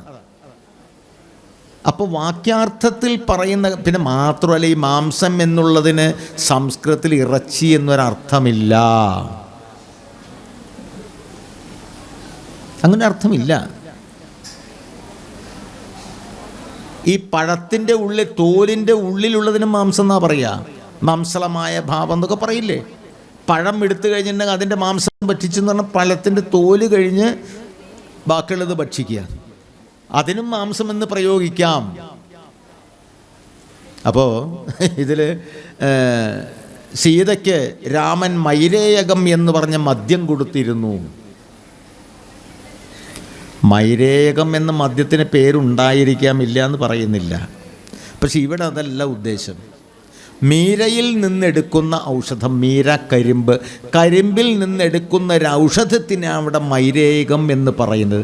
ഗർഭിണികൾക്ക് കൊടുക്കുന്ന, ഈ സ്ത്രീകൾ ഗുന്മൻ എന്ന് പറഞ്ഞൊരു അസുഖമുണ്ട്, ഗുന്മൻ്റെ അസുഖം എന്ന് പറയും. അതിന് ഔഷധമുള്ളതാണ് ഈ മീരയിൽ നിന്നെടുക്കുന്ന ഈ ഔഷധം. കരിമ്പിൽ നിന്നെടുത്താൽ അതിൽ വേറെ കൂട്ടുണ്ടാവും. ആ കൂട്ടൊക്കെ ഔഷധക്കൂട്ടുണ്ടാവും. അതൊക്കെ കൂട്ടുണ്ടാക്കുന്ന സാധനമാണ് ഈ ഔഷധം. അതാണ് സീതയ്ക്ക് രാമൻ കൊടുത്തത്, അല്ലാതെ മദ്യമല്ല. പേരൊരേ അങ്ങനെ ഉണ്ടായിരിക്കാം. അതിപ്പോഴും ഉണ്ടല്ലോ പല പേരുകളും. ഹെർക്കുലീസ് എന്നൊക്കെ പറഞ്ഞ പേരൊക്കെ ഉണ്ട്. ഹെർക്കുലീസും മദ്യം തമ്മിൽ, പിന്നെ ഹെർക്കുലീസ് ദേവനും മദ്യം തമ്മിൽ എന്ത് ബന്ധമാണ്? ഒരു ബന്ധവുമില്ല. മദ്യത്തിന് അങ്ങനത്തെ ചില പേരുകളൊക്കെ ഉണ്ട്. അതും യഥാർത്ഥ ദേവനും ഗ്രീക്ക് ദേവനാണ് ഹെർക്കുലീസ് എന്നൊക്കെ പറഞ്ഞ്, നമുക്ക് പരിചയമില്ലെങ്കിലും. അപ്പോൾ അതിന്ന് മോർഫ്യൂസ് ഒരു ദേവൻ്റെ പേരാണ്, ഗ്രീക്ക് ദേവൻ്റെ പേരാണ്. അതൊക്കെ മദ്യത്തിനും പേരുണ്ട്. എന്ന് വെച്ചിട്ടുണ്ടെങ്കിൽ ഇത് രണ്ടും ഒന്നാണോ? അല്ല. എന്ന് പറഞ്ഞ പോലെ ഒരു പക്ഷേ ഈ മൈരേകം എന്ന് മദ്യത്തിന് പേരുണ്ടായിരിക്കാം, ഇല്ല എന്ന് പറയുന്നില്ല. പക്ഷെ ഇവിടെ അതല്ല അർത്ഥം. ഇവിടെ ഗർഭരക്ഷാ ഔഷധമാണ്. അപ്പം ഇങ്ങനെ മനുഷ്യനെ തെറ്റിദ്ധരിപ്പിക്കുന്ന അവസ്ഥ. പിന്നെ ചില ആൾക്കാരുണ്ട്, ഏതോ ഒരു ഡോക്ടറുണ്ട്, ഇയാൾ എന്ത് കണ്ടാലും അത് ബ്രാഹ്മണിക്കലാണ്. രാമായണം, മഹാഭാരതം എല്ലാം ബ്രാഹ്മണർക്ക് വേണ്ടിയിട്ടുള്ളതാന്നാ. ആരാ ബ്രാഹ്മണൻ എന്നറിയോ? അതൊട്ടില്ലേ. ഇനി ബ്രാഹ്മണൻ ഇവരൊക്കെ കരുതിയിരിക്കുന്നത് നമ്പൂതിരിമാർ, അയ്യർമാർ, എംബ്രാതിരിമാർ, ഇവരൊക്കെയാണ് ബ്രാഹ്മണർ എന്നാണ് കരുതിയിരിക്കുന്നത്. അവർ ബ്രാഹ്മണരാണ്, അത് ശരിയായിരിക്കും. പക്ഷെ അവർ മാത്രമല്ല. ബ്രാഹ്മണൻ എന്നതിന് ചില ലക്ഷണമുണ്ട്. യോഗസ്തവോ ദമം ദാനം സത്യം ശൗച്യം ദയാ ശ്രുതം വിദ്യാ വിജ്ഞാനമാസ്തിക്യമേ തദ് ബ്രാഹ്മണ ലക്ഷണ. യോഗസ്തവോ, യോഗം എന്താ യോഗം? മനസ്സിനെ സമനിലയിൽ നിർത്തുക, താനും ആ പരാശക്തിയും ഒന്ന് തന്നെ എന്ന ഭാവത്തിലിരിക്കുക. മനസ്സിൽ ദ്വന്ദ്ങ്ങളെ ഒരേ മാതിരിക്കാണ്. സുഖം വന്നാലും ദുഃഖം വന്നാലും, നഷ്ടം വന്നാലും ലാഭം വന്നാലും, തണുപ്പ് വന്നാലും ചൂട് വന്നാലും എല്ലാം ഒരേ മാതിരി കാണുക. അങ്ങനെ ഒരേ മാതിരി കാണുക. പിന്നെ താൻ തന്നെയാണ്, ആ പരാശക്തിയും താനും ഒന്ന് തന്നെയാണ് എന്ന് ദൃഢമായി ഉറയ്ക്കുക. ഇതാണ് യോഗം. യോഗസ്തപോ, തപസ്.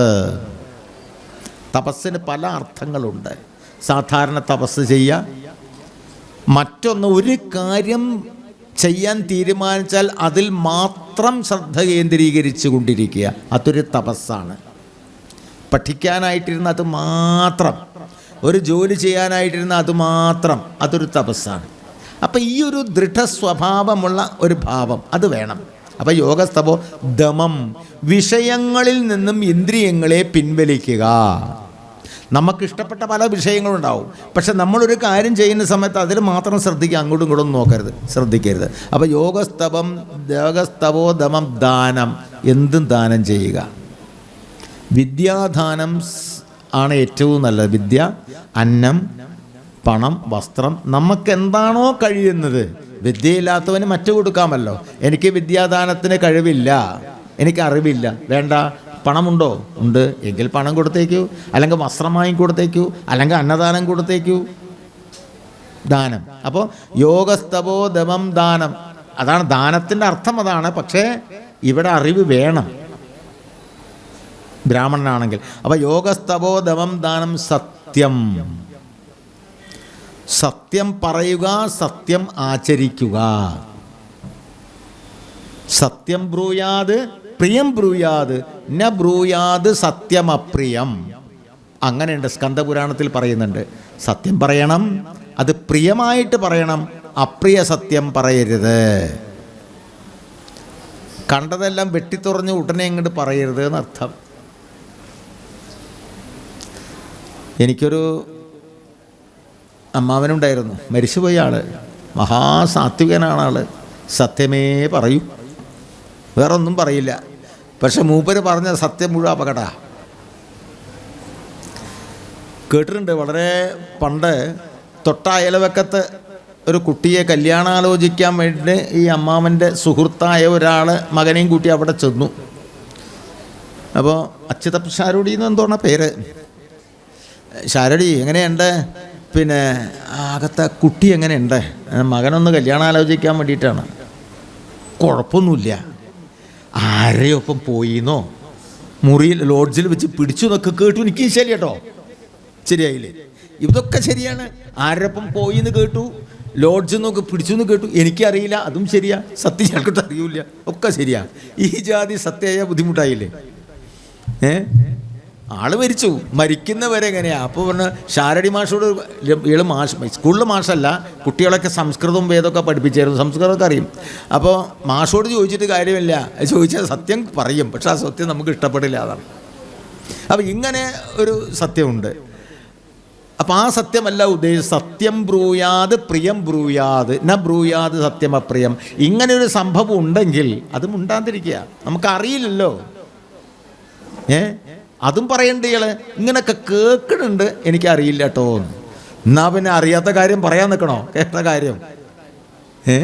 അപ്പം ഇതല്ല, ഇങ്ങനെയല്ല സത്യം പറയാം.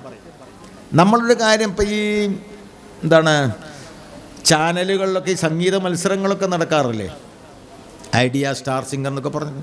അതിൽ കുട്ടിയോട് എന്താ പറയുക, ആദ്യം കുട്ടിയുടെ പാട്ട് നന്നായി എന്നൊക്കെ പറഞ്ഞ് കുട്ടിയെ ഇതാക്കിയിട്ട് എന്നിട്ട് പതുക്കെ ചെറിയ ചെറിയ തെറ്റുകൾ ചൂണ്ടിക്കാണിക്കും. ഇങ്ങനെയല്ലേ ചെയ്യുക? അങ്ങനെയാണ് ചെയ്യേണ്ടത്. അല്ലാതെ പാട്ട് മഹാമോശം ഒരു വസ്തുനും കൊള്ളില്ല എന്ന് പറഞ്ഞിട്ടുണ്ടെങ്കിൽ ആ കുട്ടിക്ക് വളരാനുള്ള ഒരു ആഗ്രഹം ഉള്ളിലുണ്ടെങ്കിൽ, അതിനൊരു ഒരു കനൽ ഉള്ളിലുണ്ടെങ്കിൽ അത് കെട്ടുപോകും. അത് പറയരുത്. അത് പ്രോത്സാഹിപ്പിച്ച് കഴിഞ്ഞാൽ ചിലപ്പോൾ കുട്ടി നന്നായി പാടി ചില പ്രശ്നങ്ങളിൽ ആ കുട്ടി നന്നായിട്ട് പഠിച്ചോളൂ കേട്ടോ, നന്നായി വരും എന്നൊക്കെ പറഞ്ഞാൽ കുട്ടിക്കൊരു ആവേശമാണ്. അപ്പോൾ അവരുടെ ഉള്ളിൽ കിടക്കുന്ന ആ കനൽ ജ്വലിച്ചുകൊണ്ടിരിക്കും. മറ്റേ ഒന്നിനും കൊള്ളില്ല എന്ന് പറഞ്ഞു കഴിഞ്ഞാൽ ആ കനൽ കെട്ടുപോകും. അത് മഹാപാപമാണ് ചെയ്യുന്നത്. അതുകൊണ്ടാണ് സത്യം ബ്രൂയാത് പ്രിയം ബ്രൂയാതിന ബ്രൂയാത് സത്യം അപ്രിയം. ചിലപ്പോൾ പാട്ട് മഹാമോശമായിരിക്കും, പക്ഷെ എവിടെയെങ്കിലും ഒരു നന്മ ഉണ്ടായാലും അത് കുട്ടിക്ക് അതിനെപ്പറ്റി അറിയാത്തതുകൊണ്ടാണ്. അപ്പോൾ കുട്ടിയെ വിളിച്ച് തിരക്കടില്ല, കുട്ടി പഠിച്ചാൽ നന്നാവും, അതുകൊണ്ട് നല്ലൊരാളെ വെച്ച് പഠിക്കൂ കേട്ടോ എന്നൊക്കെ പറഞ്ഞു കഴിഞ്ഞാൽ കുട്ടിക്ക് അതിൽ ഉന്മേഷമായി. അതും പറയുന്ന ആളാരാണെന്ന് നോക്കണം. കുറച്ച് പേരെടുത്ത ആളൊക്കെ പറയണമെന്ന് വിചാരിച്ചാൽ കുട്ടിക്ക് അത് ഉന്മേഷമാവും, കുട്ടി അത് ചെരുപ്പാകും, കുട്ടി അങ്ങ് നേരായി പോയി എന്നും വരും. അപ്പം അങ്ങനെ ഉള്ള ഒരു കനല് കെടുത്തുകയാണ് ചെയ്യുക. ഒരു വസ്ത്രം കൊള്ള നീയൊന്നും പഠിച്ചിട്ട് നന്നാവില്ല എന്ന് പറഞ്ഞു കഴിഞ്ഞാൽ ആ കനൽ കെട്ടും. അത് ഏറ്റവും വലിയ പാപമാണ്. കാരണം ആ കുട്ടിയുടെ ചിലപ്പോൾ നല്ലൊരു ഭാവി ഉണ്ടായിരിക്കും, ആ ഭാവി നശിച്ചു പോവുകയാണ് ചെയ്യുന്നത്. അതൊരിക്കലും ചെയ്യാൻ പാടില്ല. അതുകൊണ്ട് കൂടിയാണ് പറയുന്നത് സത്യം ബ്രൂയാത് പ്രിയം ബ്രൂയാത് ന ബ്രൂയാത് സത്യം അപ്രിയം. ഈ കാര്യത്തിൽ മാത്രമല്ല, ഏത് കാര്യത്തിലും നമ്മൾ വെട്ടിത്തുറന്ന് പറയരുത്. കാരണം നമുക്കറിയില്ല, ഒരാളുടെ കഴിവ് നമുക്കറിയില്ല. കാരണം ഒരാളിങ്ങനെ മുണ്ടാണ്ടിരിക്കണമെന്ന് കരുതിയിട്ട് അയാൾക്ക് ഒരു കഴിവില്ല എന്ന് പറയാൻ പറ്റില്ല. ഒരു മന്ദപ്രകൃതിയായിട്ട് ഇങ്ങനെ ഇരിക്കണമെങ്കിൽ അയാൾക്ക് ബുദ്ധിയില്ല എന്ന് പറയാൻ പറ്റില്ല. അയാളുടെ പ്രവർത്തനങ്ങളിലൂടെ മാത്രമേ അയാളെ ശരിക്കും പഠിക്കണം നമ്മൾ എന്തിനെ പറയാൻ പറ്റൂ. അല്ലാതെ പെട്ടെന്ന് ഒരാളെ കണ്ടിട്ട് ഈ ആളിങ്ങനെ മോശമാണെന്നൊന്നും പറയാൻ പറ്റില്ല. അതുകൊണ്ട് തന്നെ നമ്മൾ സംസാരിക്കുമ്പോൾ സൂക്ഷിച്ച് സംസാരിക്കുകയും വേണം. അപ്പം അതുകൊണ്ടാണ് അപ്പം എന്തായി യോഗസ്തപോ ദമം ദാനം സത്യം ശൗച്യം. ശുചി ഉള്ളവനായിരിക്കണം. അകത്തും പുറത്തും ശുചി ഉണ്ടാവണം. ശരീരത്തിന് ശുചി വേണം, മനസ്സിനും ശുചി വേണം. ഈ മനസ്സിൻ്റെ ശുചിയുടെ കാര്യം പറയുമ്പോഴാണ് ഈ മനസാ വാചാ കർമ്മണാ പാപം, പിന്നെ ഹിംസയ്ക്കരുത് എന്ന് പറയുക, ആരെയും പറ്റി കുറ്റം പറയരുത്, അങ്ങനെ ഒരു കാര്യം ആവശ്യമില്ല. അതൊക്കെ ശുചിയിൽ പഠി. എന്തിനാ വെറുതെ ഒരാളെ പറ്റി വെറുതെ കുറ്റം പറയുന്നത്? കുറ്റം പറയേണ്ട ആവശ്യമില്ല, ഒരാളെ ദ്വേഷിക്കേണ്ട ആവശ്യമില്ല. എന്തെങ്കിലും നമുക്ക് ഇഷ്ടപ്പെടാത്ത കണ്ടാൽ ഇവിടുന്ന് നമ്മൾ പിന്മാറിപ്പോരുക. അല്ലാതെ അതിനെ വെറുതെ ഉണ്ടായിട്ട് പ്രശ്നം ഉണ്ടാക്കേണ്ട ആവശ്യമില്ല. ആവശ്യത്തിന് മാത്രം സംസാരിക്കുക. പക്ഷെ പ്രതികരിക്കേണ്ട സ്ഥലത്ത് പ്രതികരിക്കുകയും വേണം. സമൂഹത്തിനെ ബാധിക്കുന്ന പ്രശ്നങ്ങളാണെങ്കിൽ നമ്മൾ പ്രതികരിക്കണം. എന്നെ ബാധിക്കുന്ന പ്രശ്നമാണെങ്കിൽ കണ്ടില്ലെന്ന് നടിക്കാം. പക്ഷെ നമ്മളെ എല്ലാവരെയും ബാധിക്കുന്ന ഒരു പ്രശ്നമാണെന്നെങ്കിൽ പ്രതികരിക്കണം. പ്രതികരിക്കുക, മാന്യമായ രീതിയിൽ പ്രതികരിക്കുക. അപ്പോൾ അതാണ് മനഃശുദ്ധി എന്ന് പറയുന്നത്. ആരോടും ദേഷ്യം പാടില്ല. എന്തിന് ദേഷ്യപ്പെടുന്നു? എന്താ കാരണം? ഞാൻ തന്നെയാണല്ലോ അത്. ആരോട് ദേഷ്യപ്പെടാൻ? എൻ്റെ ഉള്ളിലുള്ള അതേ ചൈതന്യം തന്നെയാണ് വിവിധ ശരീരങ്ങളിൽ ഇരിക്കുന്ന നിങ്ങളെല്ലാവരും. അഹം ബ്രഹ്മാസ്മി തത്വമസി, തത് ത്വം അസി, അത് നീയാകുന്നു. എൻ്റെ ഈ ശരീരത്തിനുള്ളിലുള്ള അതേ ചൈതന്യം തന്നെയാണ് നിങ്ങളിരിക്കുന്ന ഓരോരുത്തരുടെ ഉള്ളിലും ഉള്ളത്. അപ്പം പിന്നെ ഞാൻ ആരോട് ദേഷ്യപ്പെടാൻ? വിളക്ക് കത്തുന്നു, ഈ ഓരോ തിരിയിൽ നിന്നും ഇവിടുന്ന് പകർന്നു കൊണ്ടുപോയ നിങ്ങളുടെ കയ്യിലൊക്കെ തിരിയുണ്ടാകും അല്ലേ? ഇതൊക്കെ ഇവിടുന്ന് വന്നതാണ്, ഇരുന്ന് വന്നതാണ് അല്ലേ? ഇത് തന്നെയാണ് നിങ്ങളുടെ കയ്യിലുള്ളത് അല്ലേ? നിലാവുള്ള സമയത്ത് കുറച്ച് വിട്ട് സ്ഥലങ്ങളിൽ പാത്രം വെച്ച് കഴിഞ്ഞാൽ അതിലൊക്കെ ചന്ദ്രൻ്റെ നിഴൽ പതിക്കും. അതുകൊണ്ട് അത്രയും ചന്ദ്രന്മാരൊന്നുമില്ല, ചന്ദ്രനെ ഒന്നേ ഉള്ളൂ. അതിൻ്റെ നിഴൽ തന്നെയാണ് എല്ലാ പാത്രങ്ങളിലും എന്ന് പറഞ്ഞ പോലെ ഇതിൽ കത്തിക്കൊണ്ടിരിക്കുന്ന തിരി, ഈ അഗ്നി തന്നെയാണ് ഓരോ തിരി കൈ പിടിച്ചു കൊണ്ടുവന്ന് നമ്മൾ ഇതിൽ നിന്ന് പകർന്നു കൊണ്ടുപോയാലും നമ്മുടെ കയ്യിലുള്ള അത് കൂടുന്നുമില്ല, കുറയുന്നുമില്ല. ഒരിക്കൽ ഞങ്ങളുടെ സ്കൂളിൽ ഒരു അധ്യാപകൻ എന്നോട് ചോദിച്ചു, പുനർജന്മം ഉണ്ടെന്നാണല്ലോ നിങ്ങൾ വിശ്വസിക്കുന്നത്? അതെ. അങ്ങനെയാണെങ്കിൽ 100 പേര് മരിച്ചാൽ 100 പേരല്ലേ ഉണ്ടാകാൻ പാടുള്ളൂ? ഇതങ്ങനെയല്ലല്ലോ. ഇത് വർദ്ധിച്ചു കൊണ്ടിരിക്കുകയല്ലേ. അപ്പം ഞാൻ പറഞ്ഞു, നിങ്ങൾ ഈശ്വരന് ആത്മാവിന് രൂപം കൽപ്പിക്കുന്നു, അതാണ് പ്രശ്നം. അതെങ്ങനെ? ഞാൻ പറഞ്ഞു തരാം. നമ്മളിപ്പോൾ ഇവിടെ ഒരു 20 പേര് ഇരിക്കുന്നുണ്ട്. ഒരു 2 കിലോ ഹലുവ കൊണ്ടുവന്ന് മുറിച്ചു, 20 കഷ്ണമായിട്ട് മുറിച്ച് 20 പേർക്ക് കൊടുത്തു. വേറൊരാൾ വന്നാൽ കൊടുക്കാനില്ല, അല്ലെങ്കിൽ ആദ്യം പോയി വാങ്ങിക്കൊണ്ടുവരണം. പക്ഷേ 21 അല്ല 25 അല്ല 100 പേര് വന്നാലും ശ്വസിക്കാനുള്ള വായു ഇവിടെ ഉണ്ട്. അപ്പം അതിൽ കുറച്ച് നേരം അതെങ്ങനെ ഞാൻ പറഞ്ഞുതരാം. ഇതേ ഉദാഹരണം തന്നെ. ഒരു നിലവിളക്ക് കത്തിച്ച് വെച്ച് കഴിഞ്ഞാൽ അതിൽ നിന്ന് എത്ര പേർക്ക് വേണമെങ്കിലും തിരി പകർന്നു കൊണ്ടുപോകാം. അവിടെ കുറയുന്നില്ല. എവിടെ കുറയുന്നു? അതിലിങ്ങനെ എണ്ണ ഒഴിച്ചു കൊടുത്താൽ മതി. ഇതിങ്ങനെ കത്തിക്കൊണ്ടിരിക്കണോ, അതിന് പകർന്നു കൊണ്ടുപോകും. നമ്മളിവിടെ ഇരിക്കുന്ന ആൾക്കാരൊക്കെ ഒരു തിരി കയ്യിൽ പിടിച്ചിട്ട് ഇതിന്ന് പകർന്നു കൊണ്ടുപോയാലും അതിൻ്റെ വണ്ണത്തിൽ കുറവൊന്നുമില്ല. അതിങ്ങനെ കത്തിക്കൊണ്ടിരിക്കും. എണ്ണ ഇങ്ങനെ ഒഴിച്ചു കൊടുക്കണമെന്നേ ഉള്ളൂ. ഇതാണ് ആത്മാവിൻ്റെ സ്വഭാവം. അപ്പോൾ ഒരാൾ തന്നെ പലതാകാം. എങ്ങനെ? ഒരാൾ മഹാപാതകം ചെയ്തു. പാതകത്തിനിപ്പോൾ പഞ്ഞമൊന്നുമില്ല, പേപ്പർ എടുത്ത് നോക്കിയാൽ കാണാം. ഇപ്പോൾ ഒരു പെൺകുട്ടിയെ ബലാത്കാരം ചെയ്ത് കൊന്നു എന്ന് കരുതുക. അങ്ങനെ ഇഷ്ടംപോലെ നടക്കണ്ട കേട്ടോ വേറെ. എന്നാലും നമുക്ക് ഇവിടെ നിന്ന് സങ്കല്പിക്കുക. അതിലെ പ്രതി ഈ പെൺകുട്ടിക്ക് ആരൊക്കെയുണ്ട്? അമ്മയുണ്ട്, അമ്മൂമ്മയുണ്ട്, അച്ഛനുണ്ട്, സഹോദരനുണ്ട്, ഈ കുട്ടിയുണ്ട്. 5 പേരുടെ ദുഃഖം. കുട്ടിയുടെ ദുഃഖം അനുഭവിക്കണം, അമ്മയുടെ ദുഃഖം അനുഭവിക്കണം, അമ്മൂമ്മയുടെ ദുഃഖം അനുഭവിക്കണം, അച്ഛൻ്റെ ദുഃഖം അനുഭവിക്കണം, സഹോദരൻ്റെ ദുഃഖം അനുഭവിക്കണം. അപ്പം 5 ജന്മം ഒരേ ആത്മാവ് തന്നെ ജനിച്ചാലേ മതിയാകൂ. ഈ തെറ്റ് ചെയ്ത ഒരു വ്യക്തി, അവൻ്റെ പേര് എ എന്നായിക്കോട്ടെ, ഈ എ എന്നൊരാൾ തെറ്റ് ചെയ്ത് കഴിഞ്ഞാൽ ഈ 5 ജന്മം ഇവർക്ക് വേണം എന്നാണ് നമ്മുടെ ആധ്യാത്മിക ഗ്രന്ഥങ്ങൾ വായിച്ചാൽ മനസ്സിലാക്കുന്നത്. അതുകൊണ്ടാണ് ജനസംഖ്യ കൂടുന്നത്. 1 5 ഇത് ഒരു തിരി, ഇതാ തെറ്റ് ചെയ്തവനാണെന്ന് കരുതുക. ഒരു തിരി പകർന്നു, അതാ കുട്ടിയുടെ ജീവിതം. ഒരു തിരി പകർന്നു കുട്ടിയുടെ അമ്മയുടെ, ഒരു തിരി പകർന്നു അച്ഛൻ്റെ, ഒരു തിരി പകർന്നു സഹോദരൻ്റെ, ഒരു തിരി പകർന്നു അമ്മൂമ്മയുടെ. 5 എണ്ണായില്ലേ? 5 ശരീരം എടുത്തില്ലേ? ആരാ എടുത്തത്? ഇതാണ് എടുത്തത്. എന്തിനു വേണ്ടി? ഈ ദുഃഖമൊക്കെ അനുഭവിച്ചേ മതിയാകൂ. മകൾ ഇതേമാതിരി നഷ്ടപ്പെട്ട ദുഃഖം അമ്മ അനുഭവിച്ചേ മതിയാകൂ. പേരക്കുട്ടി നഷ്ടപ്പെട്ട ആ ദുഃഖം ഇവൻ അനുഭവിച്ചേ മതിയാകൂ. മകൾ നഷ്ടപ്പെട്ട ദുഃഖം, അച്ഛൻ്റെ ദുഃഖം ഇവൻ അനുഭവിച്ചേ മതിയാവൂ.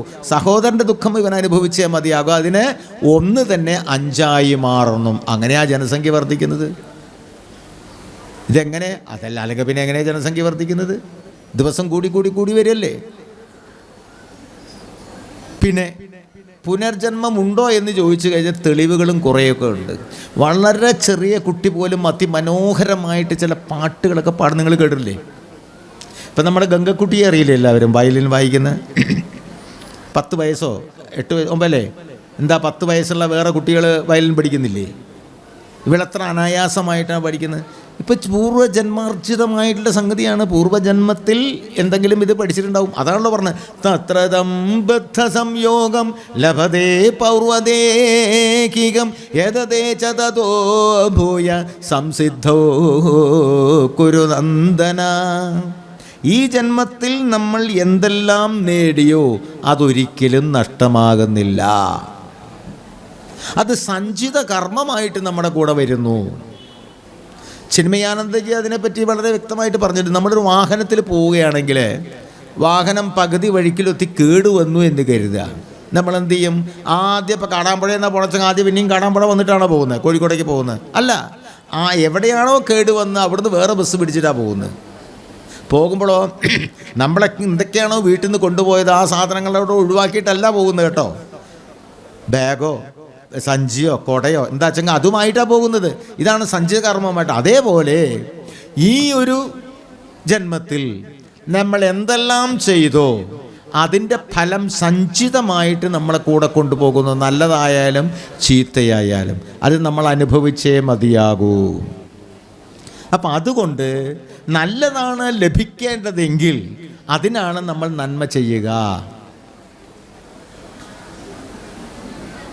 അപ്പോൾ അതിൽ ഏറ്റവും പ്രധാനം മനഃശുദ്ധിയാണ്. ഹിംസിക്കാതിരിക്കുക, ആരെയും ഹിംസിക്കാതിരിക്കുക, മനസാ വാചാ കർമ്മണ ഹിംസിക്കാതിരിക്കുക. അതിൻ്റെ പാപങ്ങളൊക്കെ ഇല്ലാതായി പോകും. അത് നമ്മൾ ചെയ്യുക. അപ്പോൾ ജനസംഖ്യ വർദ്ധിക്കുന്നത് എങ്ങനെയാണ്? മാത്രവുമല്ല, ഈ ഭഗവത്ഗീതയിലെ ഈ ശ്ലോകങ്ങളിൽ ഈ ജന്മത്തിൽ എന്തെല്ലാം നേടിയോ ഒരിക്കലും നഷ്ടമാകുന്നില്ല, സഞ്ചിത കർമ്മമായിട്ട് വരുന്നു അടുത്ത ജന്മത്തേക്ക്. യേശുദാസ് വലിയ ഗായകനായെങ്കിൽ ഒരു ജന്മം കൊണ്ട് എത്തിപ്പെട്ടതല്ല. ഇവിടെ നിരവധി ജന്മങ്ങളിലൂടെ കടന്നാണ് അവിടെ എത്തിയിട്ടുള്ളത്. ലോകത്തിൽ വെച്ച് ഉന്നതിയിൽ നിൽക്കുന്ന, ഒന്നാം സ്ഥാനത്ത് നിൽക്കുന്ന എല്ലാവരും, അത് ഏത് കാര്യമായാലും ഒരു ജന്മങ്ങളിലൂടെ എത്തിയതല്ല, നിരവധി ജന്മങ്ങളിലൂടെയാണ് അവിടെ എത്തിയിട്ടുള്ളത്. നിരവധി ജന്മങ്ങളിലൂടെ. ഇത് സത്യമാണോ എന്ന് വെച്ചാൽ സത്യമാണ്. പുനർജന്മമുണ്ടെന്ന് ശാസ്ത്രം പോലും അംഗീകരിച്ചിട്ടുണ്ട്. ഇത് വെറുതെ പറയുന്നതല്ല. ആൽബർട്ട് ഐൻസ്റ്റൈൻ പറഞ്ഞു, ഭഗവത്ഗീത വായിച്ചതിന് ശേഷം ഈ പ്രപഞ്ചത്തിൻ്റെ സൃഷ്ടി എങ്ങനെയാണ് എന്നുള്ളത് വേറെ പഠിക്കേണ്ട ആവശ്യം എനിക്ക് വന്നിട്ടില്ല. അപ്പോൾ ശാസ്ത്രജ്ഞന്മാർ മുഴുവനും അത് അംഗീകരിക്കുന്നു. ഭഗവത്ഗീത ലോകത്തിലെ ഏറ്റവും വലിയ ശാസ്ത്രഗ്രന്ഥം എന്നാണ് പല ശാസ്ത്രജ്ഞന്മാരും അതിനെ വിശേഷിപ്പിക്കുന്ന. ആധ്യാത്മിക ഗ്രന്ഥമെന്നല്ല, ശാസ്ത്രഗ്രന്ഥം എന്നാണ്. അതിലാണ് ഇപ്പോൾ ഇതൊക്കെ പറയുന്നത്. പുനർജന്മം ജാതസ്യ ഹുതുവോ മൃത്യുഹു ധ്രുവം ജന്മമൃതസ്യ ച തസ്മാത് അപരിഹാര്യാർത്ഥേ നത്തും ശോചിതുമർഹസി. ജനിച്ചാൽ അവന് മരണമുണ്ട്, മരിച്ചാൽ അവന് ജനനമുണ്ട്. ഇത് തുടർച്ചയായി പോകുന്നൊരു പ്രക്രിയയാണ്. അതുകൊണ്ട് അർജുന, നീ ദുഃഖിച്ചിട്ട് കാര്യമില്ല. കാരണം ജനിച്ചാൽ മരിക്കും, മരിച്ചാൽ ജനിക്കുകയും ചെയ്യും. ഇത് തുടർച്ചയായിട്ട് പോയി ഏതവരെ? മോക്ഷം ലഭിക്കുന്നത് വരെ. എന്താണ് മോക്ഷം? പരമാത്മാവിൽ ലയിക്കുക, അതായത് കർമ്മബന്ധങ്ങളില്ലാതാകുക. അതിനുള്ള മാർഗം കൂടിയാണ് ഗീത ഉപദേശിക്കുന്നത്. ഗീതയിൽ വിവിധ തരത്തിലുള്ള യോഗങ്ങളുണ്ട്. ആ യോഗങ്ങളിലൂടെയൊക്കെ പറയുന്നത് അതിന് ഏറ്റവും പ്രധാനം നിഷ്കാമകർമ്മം. അതിൽ പ്രധാനപ്പെട്ട നിഷ്കാമകർമ്മം. എന്താ ഈ നിഷ്കാമകർമ്മം? ഒന്നും ആഗ്രഹിക്കാതെ കർമ്മം ചെയ്യുക. അതായത് ഞാൻ കർമ്മം തന്നെ എന്നാലേ വിജയിക്കാൻ പറ്റുള്ളൂ. ഉദാഹരണത്തിന് നമ്മളിപ്പോൾ ഒരു ഓട്ട മത്സരത്തിന് പോയി പങ്കെടുക്കുന്നു. 100 മീറ്റർ ഓട്ടം ഒരു 11-12 സെക്കൻഡ് കൊണ്ട് അല്ലെങ്കിൽ ഒരു 13 സെക്കൻഡ് കൊണ്ട് പൂർത്തിയാക്കും ഓടിയിട്ട്. പിന്നെയും ശ്രമിക്കുക, 12.5 സെക്കൻഡ്. പിന്നെ കുറയുന്നില്ല, പിന്നെ നിങ്ങൾക്കൊന്നും ചെയ്യാനില്ല. മത്സരത്തിന് വിശലടി കഴിഞ്ഞാൽ അല്ലെങ്കിൽ വെടിവിട്ട് എന്താ വെച്ചെങ്കിൽ അത് കഴിഞ്ഞ് ഈ 12.5 മിനിറ്റ് കൊണ്ട് അന്നങ്ങ് ഓടി തീർക്കുക. വേറൊരാൾ 13 മിനിറ്റ് എടുത്തു കഴിഞ്ഞിട്ടുണ്ടെങ്കിൽ നിങ്ങൾക്ക് 1 സമ്മാനം കിട്ടും. അല്ല, തൊട്ട് പിന്നെ ആൾ 12 ആണെച്ചെങ്കിൽ നിങ്ങൾക്ക് സെക്കൻഡ് കിട്ടും. ഇത്രയേ ഉള്ളൂ. പക്ഷേ അതിൽ ആ കർമ്മത്തിൽ മാത്രം ശ്രദ്ധീകരിക്കുക. മറ്റേത് അവളെവിടെ പോയി അവൻ മുന്നിൽ പോകുന്നുണ്ട് പിന്നിലേക്ക് തിരിഞ്ഞു നോക്കിയാൽ നിങ്ങളുടെ കർമ്മത്തിൽ ശ്രദ്ധീകരിക്കാൻ കഴിയില്ല, നിങ്ങൾ പരാജയപ്പെടും. മനസ്സിൽ മുഴുവൻ അവനെന്ത് ചെയ്യുന്നു ഇവനെന്ത് ചെയ്യുന്നു നോക്കിക്കൊണ്ടിരുന്നാൽ നിങ്ങൾ ഫലത്തെ ഉദ്ദേശിക്കുന്നു. അതാണ് ഫലം ഇച്ഛിക്കരുതെന്ന് പറയാൻ കാരണം. ഫലത്തെ ഉദ്ദേശിച്ച് ചെയ്ത് കഴിഞ്ഞാൽ ശ്രദ്ധിക്കാൻ കഴിയില്ല. ഒരു പാട്ട് മത്സരത്തിന് പോകുന്നു, ജയിക്കോ ഫസ്റ്റ് കിട്ടോ തോൽക്ക്, ഇത് ചിന്തിച്ചു കൊണ്ടിരുന്ന ശ്രദ്ധ മുഴുവൻ അതിൽ ആ പാട്ടിൽ ശ്രദ്ധീകരിക്കാൻ കഴിയില്ല. നിങ്ങൾക്ക് കഴിയുന്നത് നിങ്ങൾ പ്രസൻറ്റ് ചെയ്യൂ, അത്ര മാത്രം. കിട്ടാനുള്ളത് കിട്ടും, ഇല്ലാത്തത് കിട്ടൂല. യാതൊരു ഇതുമില്ല. പരിശ്രമിച്ചാൽ, ചിലവർ പറയും പരിശ്രമിച്ചാൽ എന്ത് നേടാം, എങ്ങനെ നേടാം? ഇത് പറയുന്ന ഒരാളോട് ചോദിച്ചാൽ എനിക്കിപ്പോൾ ഇന്ത്യൻ പ്രധാനമന്ത്രി ആകാൻ പറ്റുമോ? ഞാൻ എത്ര പരിശ്രമിച്ചാലും പറ്റുമോ? അല്ലെങ്കിൽ ഡോക്ടറാകണം, ഇപ്പോൾ ഈ 70-ാമത്തെ വയസ്സിൽ ഡോക്ടറാകണം പറ്റുമോ? പറ്റില്ല. അതൊക്കെ അതിൻ്റെ ഉദ്ദേശം വേറെ. കുട്ടികളോട് കൊടുക്കേണ്ട ഉദ്ദേശമാണ്. ഒരു 7 വയസ്സേ ഉള്ളൂ വെച്ചെങ്കിൽ ഇതൊക്കെ നടക്കും. ശ്രമിച്ചാൽ അയാൾക്ക് ഇന്ത്യൻ പ്രധാനമന്ത്രിയാവാം, കേരള മുഖ്യമന്ത്രിയാകാം, ഡോക്ടറും ഒക്കെ ആകാം 7 വയസ്സാണെങ്കിൽ. 70 വയസ്സിൽ നടക്കുമോ? നടക്കില്ല. അപ്പോൾ ഉപദേശം ആർക്കാ? ഇത് കുട്ടികൾക്കുള്ള ഉപദേശമാണ്. പരിശ്രമം അത് വലിയവരെടുത്ത് നടക്കരുത്. കുട്ടികളെ 10 വയസ്സിന് താഴെയുള്ള കുട്ടികൾക്ക് മാത്രം. ഏത് വശത്തേക്കും വളയാൻ പറ്റുന്ന കുട്ടികൾ, അവർക്കേ പറ്റുള്ളൂ. അല്ലാതെ പരിശ്രമിച്ചാൽ എന്തും നടക്കുന്നത് എല്ലാവർക്കും ഉള്ളതല്ല. അത് കുട്ടികൾക്കുള്ളതാണ്. വേണ്ടത് 5 വയസ്സിന് സ്കൂൾ ചേർക്കുന്നതിന് മുമ്പുള്ള കുട്ടികളോടാണെന്ന് പറയേണ്ടത്. അതാണ് ഉത്തമം. 5 വയസ്സിനുള്ള കുട്ടികളോടാണ് നീ എന്ത് വിചാരിച്ചാലും നടക്കൂട്ടോ എന്നൊക്കെ പറയേണ്ട അവരോടാ. കാരണം അവർക്ക് വിചാരിക്കാൻ അവർക്ക് സമയമുണ്ട്, അവർക്കാണത് നടക്കുക, അല്ലാതെ 50 വയസ്സുള്ള ആൾക്കാർക്കല്ല. ഇത് നമ്മൾ ശ്രദ്ധിക്കുക. അപ്പം ഈ ഉപദേശങ്ങൾ ആർക്ക് വേണ്ടിയിട്ട്? ലോകസമസ്ത സുഖിനോ ഭവന്തു, ഇത് ആർക്ക് വേണ്ടിയിട്ടുള്ളതാ? ലോകത്തിലെല്ലാവർക്കും സുഖം ഭവിക്കട്ടെ, കുഴപ്പമൊന്നുമില്ല, നമുക്കും കുഴപ്പമൊന്നുമില്ല. പക്ഷെ ഇങ്ങനെ ആശംസിക്കാൻ ആർക്കേ പറ്റുള്ളൂ? അത് സന്യാസിമാർക്കേ പറ്റുള്ളൂ. അവർക്കെല്ലാം ഒന്നിമിച്ച് കാണാം, നമുക്കത് പറ്റില്ല. ഇന്നത്തെ രാഷ്ട്രം എന്താണ്? നമ്മുടെ രാജ്യം. ഇപ്പോൾ പ്രധാനമന്ത്രിയും കൂടി പറഞ്ഞതെന്താ? നമ്മുടെ രാജ്യം സുരക്ഷമായിരിക്കണം. അതാണ് നമ്മുടെ എൻ്റെ രാജ്യം, ഇതല്ലേ ചിന്തിക്കുന്നത് നമ്മൾ? അതല്ലേ ചിന്തിക്കാൻ പറ്റൂ? എല്ലാവരുടെ ആൾക്കാരും നമുക്ക് ചിന്തിക്കാം, പക്ഷെ പ്രയത്നിക്കലോ? ആദ്യം നമ്മൾ വീട് നന്നാക്കുക, എന്നിട്ട് നാട് നന്നാക്കുക, അതല്ലേ പറ്റുള്ളൂ. വീട് നന്നാക്കണ്ടേ ആദ്യം. അതുകൊണ്ടാണ് പലരും പല ചോദ്യങ്ങളും ചോദിക്കുന്നത്. വീട്ടിലെ കാര്യം അറിയില്ല, നാട്ടിലെ കാര്യമൊക്കെ അറിയുകയും ചെയ്യും. അങ്ങനെ പറയാം, അങ്ങനെയല്ല. ആദ്യം നമ്മൾ വീട് നന്നാക്കണം. വീട് നന്നാക്കിയാൽ അയൽവക്കം നന്നാവും, അയൽവക്കത്ത് നന്നാക്കാം, അത് കഴിഞ്ഞ് ഗ്രാമങ്ങൾ നന്നാക്കാം. അങ്ങനെ വേണം, പടിപടിയായിട്ട് വേണം. ആദ്യം വീട്ടിൽ നിന്ന് തുടങ്ങണം. അത് തുടങ്ങാത്തതുകൊണ്ടാണ് ബീഡി വലിച്ചുകൊണ്ട് നിൽക്കുന്ന അധ്യാപകൻ കുട്ടിയോട് പറയും നീ ബീഡി വലിക്കരുതെന്ന്. അവൻ കേൾക്കുമോ? അധ്യാപകൻ ബീഡി വലിക്കുന്നതും അധ്യാപകൻ മദ്യപിക്കുന്നതും കുട്ടികൾ അറിയുന്നു. പിന്നെ എങ്ങനെയാണ് കുട്ടികളെ നിർത്തുക? ഇപ്പോൾ ഒരിക്കലേ ഞാൻ സ്കൂളിൽ ജോലി ചെയ്തിരുന്ന കാലത്ത് ഒരു പയ്യൻ ഭയങ്കര തെറി, ടീച്ചർമാരെ വിളിച്ചത് മുഴുവൻ. എന്നിട്ട് ഹെഡ് മാഷ് കൊണ്ട് പിടിച്ച് നിർത്തുക. എന്നിട്ട് ഹെഡ് മാഷ് ഇങ്ങനെ ഉപദേശിക്കുകയാണ്, ഇങ്ങനെ ഒന്നും ചെയ്യരുത്, അങ്ങനെയാണ് ഇങ്ങനെയാണ്. ഇവൻ ഇതൊന്നും മൈൻഡ് ചെയ്യാതെ ഇങ്ങനെ നിൽക്കുക. അപ്പം ആ ഇടയ്ക്കാണ് കണക്കെടുപ്പ് നടന്നത്. എന്താ വീട്ടിലെ ഓരോ സാധനങ്ങൾ കണക്ക്, കോഴീൻ്റെ കണക്ക്, എന്താ സാധനങ്ങളുണ്ടെന്നൊക്കെ കണക്കെടുക്കുക. അതിനൊക്കെ അധ്യാപകരെ വിടുക, അങ്ങനെ ഓരോ കണക്കെടുക്കാൻ വേണ്ടിയാണ്. എന്നിട്ട് കണക്കാൻ തോന്നുന്നു. അങ്ങനെ ഏതായാലും എനിക്കും വന്നു. അപ്പം ഞാനൊരു വീട്ടിലേക്ക്, കഷ്ടകാലത്തിന് ഇവൻ്റെ വീട്ടിലേക്കാണ് ചെല്ലേണ്ടി വന്നത്. ഞാൻ പഠിക്കലെത്തിയപ്പോൾ തന്നെ പൂരപ്പാട്ടാണ് കേൾക്കണത്. ഭർത്താവ് ഭാര്യയാണ് പറയുന്നത്. ഇവനെ എന്ത് പറഞ്ഞ് നേരാക്കാനാണ്? ഭാര്യയോട് ഭർത്താവ് പറയുന്ന രംഗം അത് കണ്ടുകൊണ്ടാണ് ഞാൻ പടി കടന്ന് അങ്ങോട്ട് ചെല്ലുന്നത്. ഇത് കേട്ടിട്ടാണ് കുട്ടികൾ വളരുന്നത്. പിന്നെ ഈ കുട്ടിയെ എന്തുപദേശിക്കാനാണ്? എന്താ ഉപദേശിക്കുക? അപ്പം ഇതാണ് ഇന്ന് നടക്കുന്നത്. ഉപദേശിക്കാൻ അർഹത ആർക്ക്? ഒരു ഗൃഹസ്ഥാശ്രമികൾക്ക് ഉപദേശിക്കാൻ ആർക്കാ അർഹത? സന്യാസിമാർക്കല്ല, അത് ഗൃഹസ്ഥാശ്രമികൾക്ക് തന്നെയാ. വിവാഹം കഴിക്കാതെ വേദാന്തിയായിട്ട് നടക്കുന്ന ആൾക്കല്ല. കാരണം എന്താ? അവർക്ക് സ്ത്രീ ആരാണെന്നറിയാം, പുരുഷൻ ആരാണെന്നറിയാം, പക്ഷെ ഭാര്യ ആരാണ്, മകളാരാണെന്നറിയില്ല, മകൻ ആരാണെന്നറിയില്ല. അതറിയണമെങ്കിൽ അച്ഛൻ ആരാന്നറിയില്ല. അച്ഛൻ ആരാന്നറിയണമെങ്കിൽ നമ്മളൊരു അച്ഛനായിരിക്കണം, അല്ലേ? മകളാരാണെന്നറിയണമെങ്കിൽ നമ്മൾ അച്ഛനാവണം, അപ്പോഴാണ് മകളാരാന്നറിയുക. ആരാണ് ഭാര്യ എന്നറിയണമെങ്കിൽ വിവാഹം കഴിച്ചിരിക്കണം, എന്നാലേ അറിയുള്ളൂ. അപ്പോൾ ഒരു ഗൃഹസ്ഥാശ്രമിക്ക് മാത്രമാണ്, പിന്നെ ഗൃഹസ്ഥാശ്രമം നയിക്കുന്ന സ്ത്രീകൾക്കും പുരുഷന്മാർക്കും ഉപദേശം നൽകാൻ അധികാരം ആർക്കാണ്? ഇവർക്കാണ്. മറ്റത് വേദാന്തപരമായ ഉപദേശങ്ങളൊക്കെ നൽകാം, കുടുംബപരമായിട്ടുള്ള ഉപദേശങ്ങൾ നൽകാൻ ആർക്കാ കഴിയാം? ഗൃഹസ്ഥാശ്രമിക്കേ കഴിയൂ. അത് അനുഭവം. നിരവധി പേര്, ഇപ്പം ഞാൻ സംഗീത ക്ലാസ് എടുക്കുന്നുണ്ട്, ഈ ഓൺലൈൻ, ഒക്കെ പ്രായമുള്ള ആൾക്കാരാണ്, കുട്ടികളാരുമില്ല. സമാധാനം. കുട്ടികളുണ്ടായി കഴിഞ്ഞാൽ എന്താണ്? മാഷേ അടുത്ത യൂത്ത് ഫെസ്റ്റിവലിന് ഒന്ന് സെറ്റാക്കി കൊടുക്കും, പിന്നെ അതിൻ്റെ പിന്നാലെ നടക്കണം. നമുക്കൊരു സ്വാതന്ത്ര്യവുമില്ല. ജോലിയിൽ നിന്ന് വിട്ട് ഇപ്പോൾ പിന്നെ ആ പ്രശ്നമൊന്നും, ഇവർക്ക് യൂത്ത് ഫെസ്റ്റിവലൊന്നുമില്ലല്ലോ. കുട്ടിക്കാലത്ത് പഠിക്കാൻ നടക്കാത്ത ആൾക്കാരൊക്കെ ഉണ്ട് അതിൽ, വലിയ പ്രായമുള്ള ആൾക്കാരൊക്കെ ഉണ്ട്.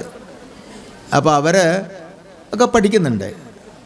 അപ്പോൾ ഇവരിങ്ങനെ ഓരോ കാര്യങ്ങൾ പറയും, കഥകൾ പറയും, ഓരോരുത്തരുടെ കാര്യങ്ങളും പറയും, വീട്ടിലെ ബന്ധുക്കളുടെ ഓരോ കാര്യങ്ങളൊക്കെ ചിലപ്പോൾ ഇങ്ങനെ പറയും വിഷമങ്ങളായിട്ട്. അപ്പം നമ്മളതിനുള്ള ചില പരിഹാരങ്ങളൊക്കെ പറഞ്ഞു കൊടുക്കും. ഗീതയിലുള്ള പരിഹാരവും ഉപനിഷത്തുക്കളുടെ പരിഹാരമൊക്കെ പറഞ്ഞു കൊടുക്കാറുണ്ട്. കാരണം അപ്പോഴാണ് ഞാൻ ചിന്തിക്കുന്നത്, ഈ പ്രശ്നങ്ങളൊക്കെ നമുക്കറിയാവുന്ന പ്രശ്നങ്ങളാണ്, അവർക്കുണ്ടാവുന്ന പ്രശ്നങ്ങൾ. വിവാഹം ഡൈവേഴ്സിൻ്റെ പക്കത്തെത്തി നിൽക്കുക.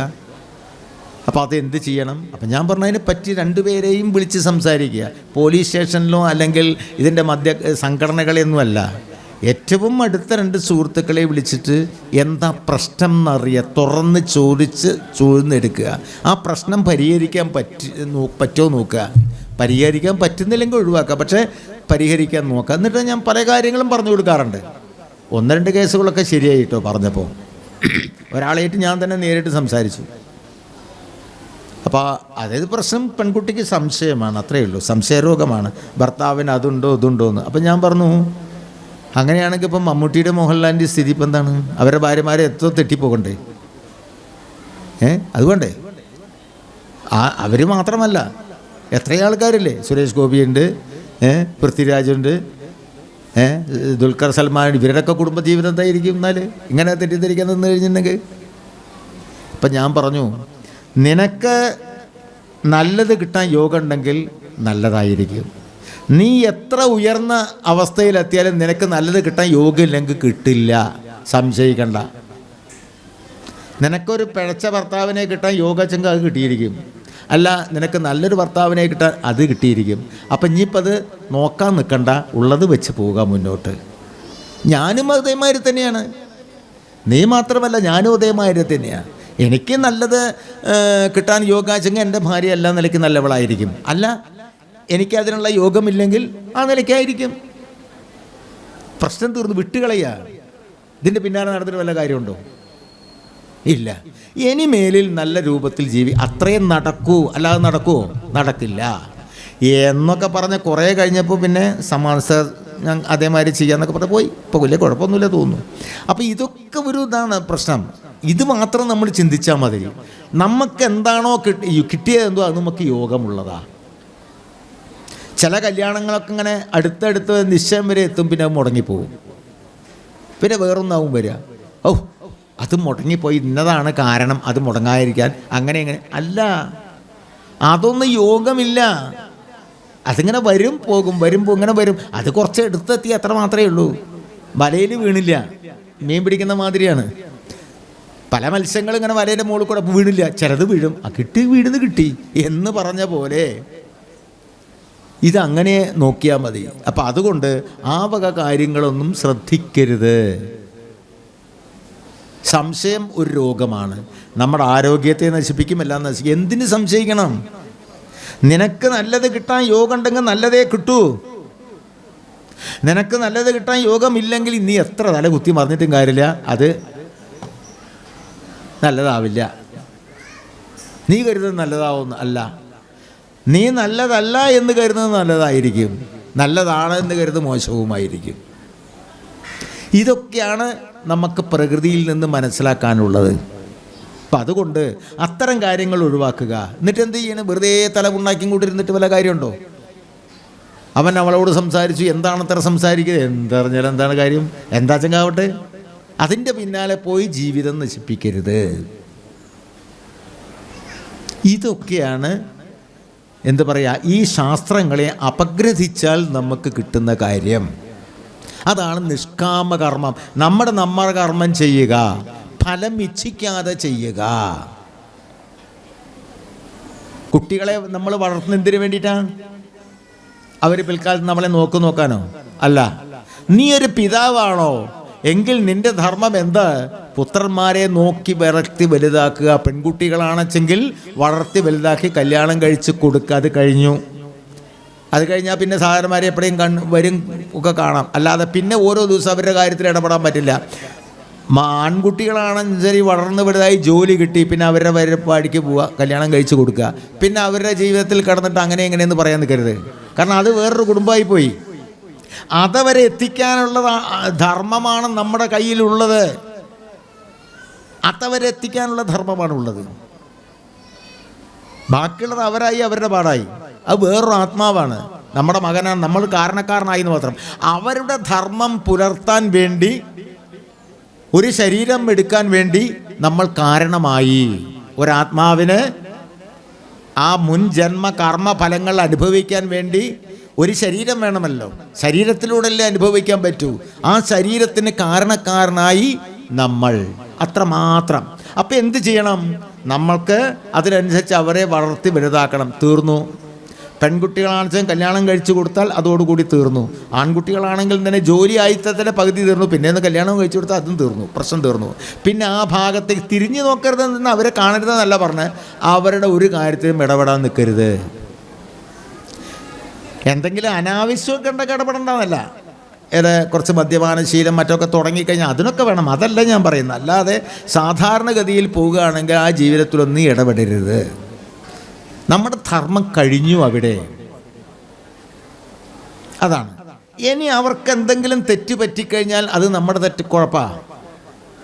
ഇപ്പം കാണുന്നില്ലേ, കുട്ടികളെ മദ്യത്തിന് മയക്കുമരുന്ന് പിടിച്ചു കുട്ടികളുടെ കയ്യിൽ നിന്ന് കഴിഞ്ഞില്ല. ആരുടെ കുഴപ്പം അത്? നമ്മുടെ കുഴപ്പം തന്നെയാണ്, കുഴപ്പമൊന്നുമില്ല, പ്രശ്നമൊന്നും വേണ്ട. ഞാൻ എന്ത് ചെയ്തു അത് തന്നെയാണ്. കുട്ടികളെ നോക്കണം. ഒരു ദിവസത്തിൽ 1 മണിക്കൂറെങ്കിലും ഭാര്യയുടെയും മക്കളുടെയും അടുത്തിരുന്ന് കുറച്ച് അവരുമായിട്ടൊരു സല്ലാപം അത്യാവശ്യമാണ്. അങ്ങനെ ദിവസം ചെയ്തു കഴിഞ്ഞാൽ ഒരു മക്കളും വഴിതെറ്റിപ്പോകില്ല, സംശയിക്കണ്ട. രാത്രി 7 മണിക്ക് ചോറ് കഴിച്ചും കൊണ്ടിരിക്കുക, എല്ലാവരും ഒരുമിച്ച് ഭക്ഷണം കഴിക്കുക, എന്നിട്ട് ഓരോ തമാശകൾ പറഞ്ഞിരിക്കുക. കുട്ടികൾക്ക് എന്തെങ്കിലും വിഷയത്തിൽ മോശാംശങ്ങൾ ചീത്ത പറയാതിരിക്കുക.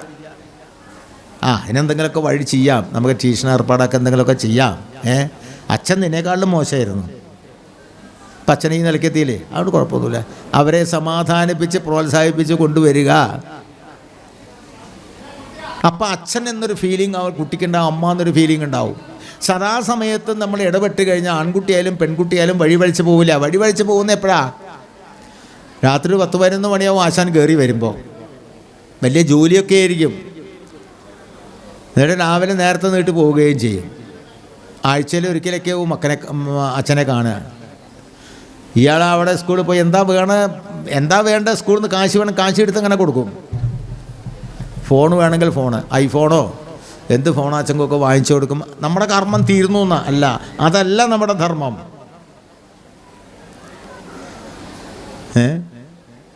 ഇപ്പോൾ ഒരിക്കലേ എൻ്റെ മോൻ അവിടെ കോട്ടയത്ത് പഠിക്കുന്ന സമയത്ത് ഞാൻ എൻ്റെ ATM കാർഡ് എടുത്ത് അവന് കൊടുത്തു. ഇത് കണ്ടിട്ട് ഓരോരുത്തർ, എന്താ മാഷ് നിങ്ങൾ ഈ ചെയ്യുന്നത്? ATM കാർഡ് അതിലെത്ര ഉണ്ട്? അതിൽ 2 ലക്ഷത്തിൻ്റെ ഉണ്ടാവും. ഇത് അവൻ്റെ കയ്യിൽ കൊടുക്കുക, അവരെന്തെങ്കിലും ചെയ്താലോ? ഞാൻ പറഞ്ഞു, എൻ്റെ മോനല്ലേ, ഞാനല്ലേ വളർത്തണത്, അല്ല നിങ്ങളല്ലല്ലോ. കൊടുത്തു, ഒരു പ്രശ്നം ഉണ്ടായില്ല. വിളിക്കും, അച്ഛാ എനിക്ക് 100 രൂപ ആവശ്യമുണ്ട്. അതിനല്ലേ ഞാൻ തന്നിരുത്തോ? 100 രൂപ എടുക്കും, 100 എടുക്കൂ, 101 എടുക്കില്ല. എന്താണോ കൃത്യം എന്നിട്ടൊക്കെ എഴുതി വയ്ക്കും. ഇത്ര രൂപ എടുത്തു. 55 രൂപ വേണമെങ്കിൽ 55 രൂപ എടുക്കൂ. അത് റൗണ്ട് ഫിഗർ ആക്കേണ്ട പരിപാടിയില്ല. തിരിച്ചു കൊണ്ടുവന്നപ്പോൾ എന്താ, അവൻ്റെ കോഴ്സൊക്കെ കഴിഞ്ഞപ്പോൾ ആകെ 6000 രൂപയെ ചിലവാക്കിയിട്ടുള്ളൂ ഈ 2 ലക്ഷത്തിൽ. എന്താ കാരണം? നമുക്ക് വിശ്വാസം, മക്കളെ വിശ്വാസം വേണം. ഇവർ പറയുന്നത് കേട്ടിട്ട് ATM കാർഡ് ഞാൻ കൊടുക്കാതിരുന്നാലോ? അവൻ എന്നെപ്പറ്റി എന്തായിരിക്കും ധാരണ? അവൻ്റെ മുന്നിൽ വെച്ചിട്ടാണ് പറയണത്.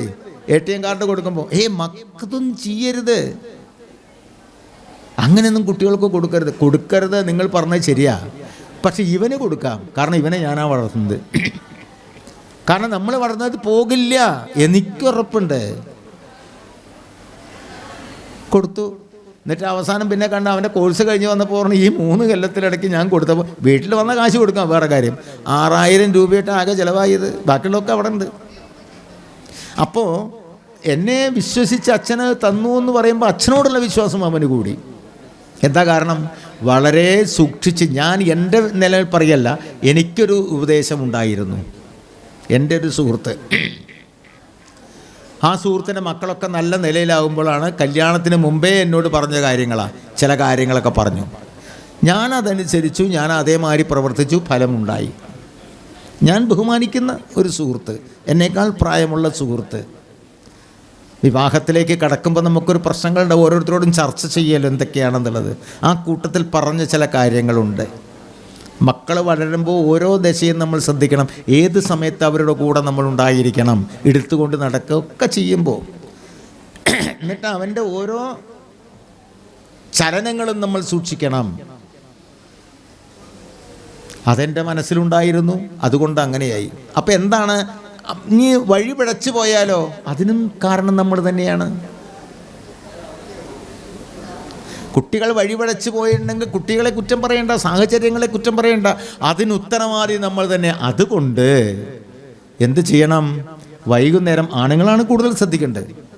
വൈകുന്നേരം വീട്ടിലെത്തി കുട്ടികളുമായിട്ട് കുറച്ച് സമയം ചെലവഴിക്കുക.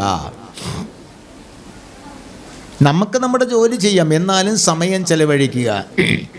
അവരെ അടുത്ത് വലിച്ചെടുക്കുക, അവരെ ലാളിക്കണമെങ്കിൽ ലാളിക്കേണ്ട സമയത്ത് ലാളിക്കുക, കൊഞ്ചിക്കേണ്ട സമയത്ത് കൊഞ്ചിക്കുക, അവർക്ക് വേണ്ട ആവശ്യങ്ങളൊക്കെ വാങ്ങിക്കൊടുക്കുക. പക്ഷെ എന്തിനാന്നൊക്കെ ഇങ്ങനെ രഹസ്യം, എന്തിനിപ്പോൾ നീ ഇതൊക്കെ വാങ്ങിക്കണേ?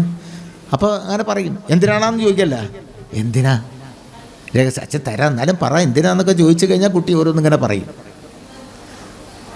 അങ്ങനെ അവരെ സമാധാനിപ്പിച്ചുകൊണ്ട് അവരുടെ വിശ്വാസത്തെ കയ്യിലെടുത്തുകൊണ്ട് അവർക്ക് എന്തെങ്കിലും പാളിച്ചകൾ പറ്റിയാൽ നമ്മൾ ഒപ്പം നിന്നുകൊണ്ട്, കുട്ടി പരീക്ഷയിൽ തോറ്റു കഴിഞ്ഞിട്ടുണ്ടെങ്കിൽ വിളിച്ചപ്പെടാതെ നീ എന്താണ് തോറ്റ് പരീക്ഷ, അതൊന്നും സാരമില്ല അങ്ങനെയൊക്കെ ഉണ്ടാവും എന്നൊക്കെ പറഞ്ഞാൽ സമാധാനമായി. നമുക്കൊന്നും സിനിമയ്ക്ക് പോയാലും ആ പ്രശ്നങ്ങൾ വിട്ടു, സന്തോഷമായി അവന്.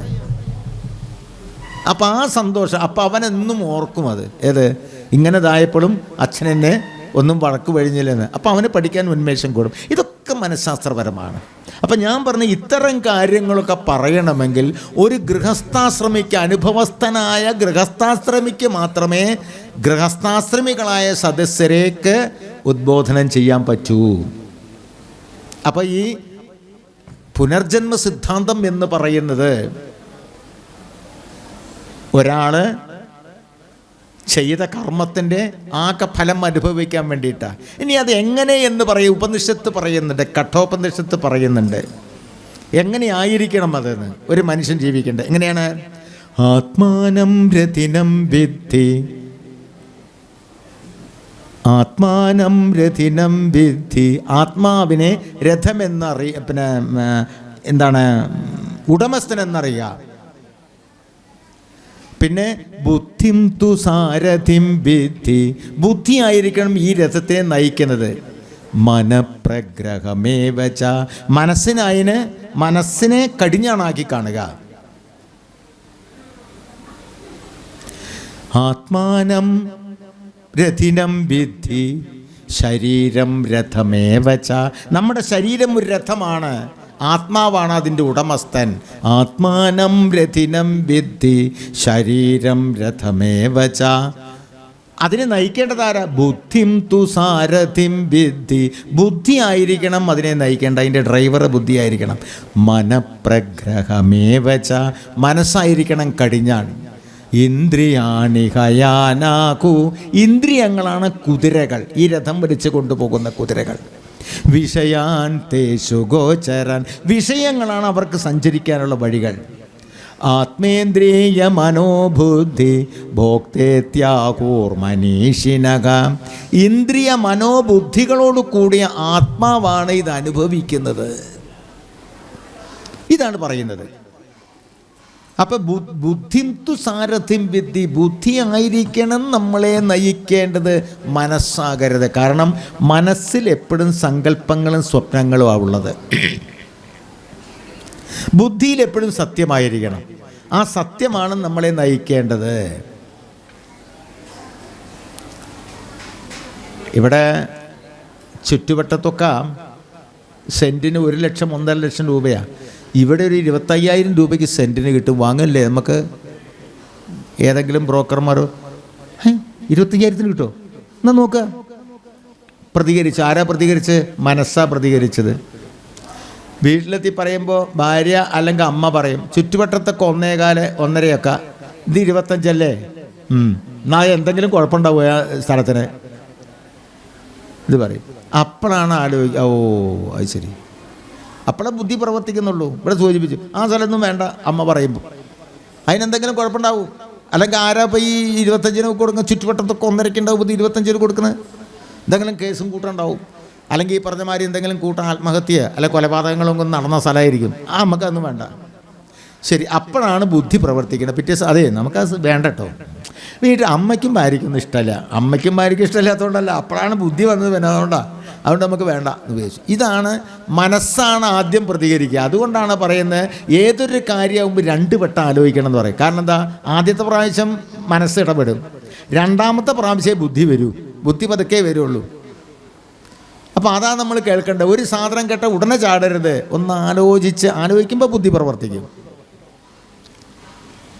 അപ്പോൾ ബുദ്ധിന്തു സാരഥിം വിദ്ധി എന്ന് പറയുമ്പോൾ ബുദ്ധിയായിരിക്കണം ഈ ശരീരമാകുന്ന വാഹനത്തെ നയിക്കേണ്ട ഡ്രൈവർ. അങ്ങനെ വരുമ്പോൾ എന്ത് വേണം, നല്ലോണം ആലോചിക്കണം. അപ്പോഴേ ബുദ്ധി അങ്ങനെ ഉറങ്ങിക്കിടക്കുക. ആലോചിക്കുമ്പോൾ ആ ബുദ്ധി പതുക്കെ മുന്നേ ഇന്നത് ചെയ്തോ എന്ന് പറയുന്നത്. എപ്പോഴും ചാടിക്കയറി പറയുന്ന മനസ്സാണ്. മനസ്സിലെപ്പോഴും സങ്കല്പങ്ങളും സ്വപ്നങ്ങളും ഒക്കെയാണ് ഉണ്ടാവുക. അതിനെ കടിഞ്ഞാണാക്കണം എന്നാണ് പറയുന്നത്. പിന്നെ ആത്മേന്ദ്രിയ മനോബുദ്ധി ഭോക്തേത്യാഹോർ മനീഷിണഹ. മനീഷിണഹ എന്ന് പറഞ്ഞാൽ ജ്ഞാനികൾ, പണ്ഡിതന്മാർ പറയുന്നു എന്ത്, ഇന്ദ്രിയ മനോബുദ്ധികളോടുകൂടി ആത്മാവാണ് അനുഭവിക്കുന്നത്. ഞാൻ എന്ന് പറയുന്ന ആത്മാവാണ് അനുഭവിക്കുന്ന ശരീരമല്ല. കർമ്മം ചെയ്യുന്നതും ആരാണ്? ആത്മാവാണ്. അനുഭവിക്കുന്നതും ആത്മാവാണ്. എന്തുകൊണ്ട്? മരിച്ചു കിടക്കുന്ന ഒരാൾ എന്തെങ്കിലും ചെയ്യുന്നുണ്ടോ? ഇല്ല, ശരീരമാണത്. ആത്മാവ് പോയി. ബോധം കെട്ട് കിടക്കുന്ന ആളുടെ തലക്കിൽ ഒന്ന് 4 തെറി വിളിച്ചാലേ വേള ഒന്നും പറയില്ല. ബോധമില്ല. ഈ ബോധം എന്ന് പറയുന്നത് ബുദ്ധിയുടെ വെളിവാണ്, അടയാളമാണ്. അത് പോയി. അപ്പം അയാൾക്കൊന്നും പ്രതികരിക്കാൻ പറ്റുന്നില്ല. സത്യത്തിൽ ഈ ആത്മാവ് ശരീരത്തിലൂടെയാണ് അനുഭവിക്കുന്നതും കർമ്മം. എപ്രകാരമാണോ വൈദ്യുതിക്ക് രൂപമുണ്ടോ? ഇല്ല. കാണാൻ കഴിയില്ല, തൊടാൻ കഴിയില്ല, സ്പർശിക്കാൻ കഴിയില്ല, ശ്വസിക്കാൻ കഴിയില്ല, ഒന്നും കഴിയില്ല. മാധ്യമം വേണം. നമ്മൾ അനുഭവിക്കുന്നു, ബൾബിലൂടെ അനുഭവിക്കുന്നു, ഫാനിലൂടെ അനുഭവിക്കുന്നു, മറ്റ് ഉപകരണങ്ങളിലൂടെ നമ്മൾ വൈദ്യുതി ഉപയോഗിക്കുന്നു. ബൾബ് കത്തിച്ചതിനല്ല നമ്മൾ ബില്ല് കൊടുക്കുന്നത്, വൈദ്യുതി ഉപയോഗിച്ചതിനാണ്. ഉപയോഗിക്കാൻ ബൾബിലൂടെ ഫാനിലൂടെയൊക്കെ എന്ന് പറഞ്ഞ പോലെ ഈ കഴിവുകൾ പ്രകടിപ്പിക്കുന്ന ഈശ്വരൻ്റേതായ, ആത്മാവെന്ന പരമാത്മാവ് ഈശ്വരൻ തന്നെ. ഈശ്വരന് നിരവധി കഴിവുകളുണ്ട്. ഈ കഴിവുകൾ ഓരോരുത്തരൂടെ പ്രകടിപ്പിക്കുന്നു, പ്രകടമാകുന്നു. കഴിവുകളൊക്കെ ഭാഗിച്ച് കൊടുത്തിരിക്കുക. അതുകൊണ്ട് തീരൊന്നില്ല, ആർക്ക് വേണമെങ്കിലും കൊടുക്കാം. ഗാനം, സംഗീതം മുഴുവൻ യേശുദാസിന് കൊടുത്തു. എന്നാൽ യേശുദാസിന് മാത്രമേ വേറെ പലർക്കും കൊടുത്തിട്ടുണ്ട്.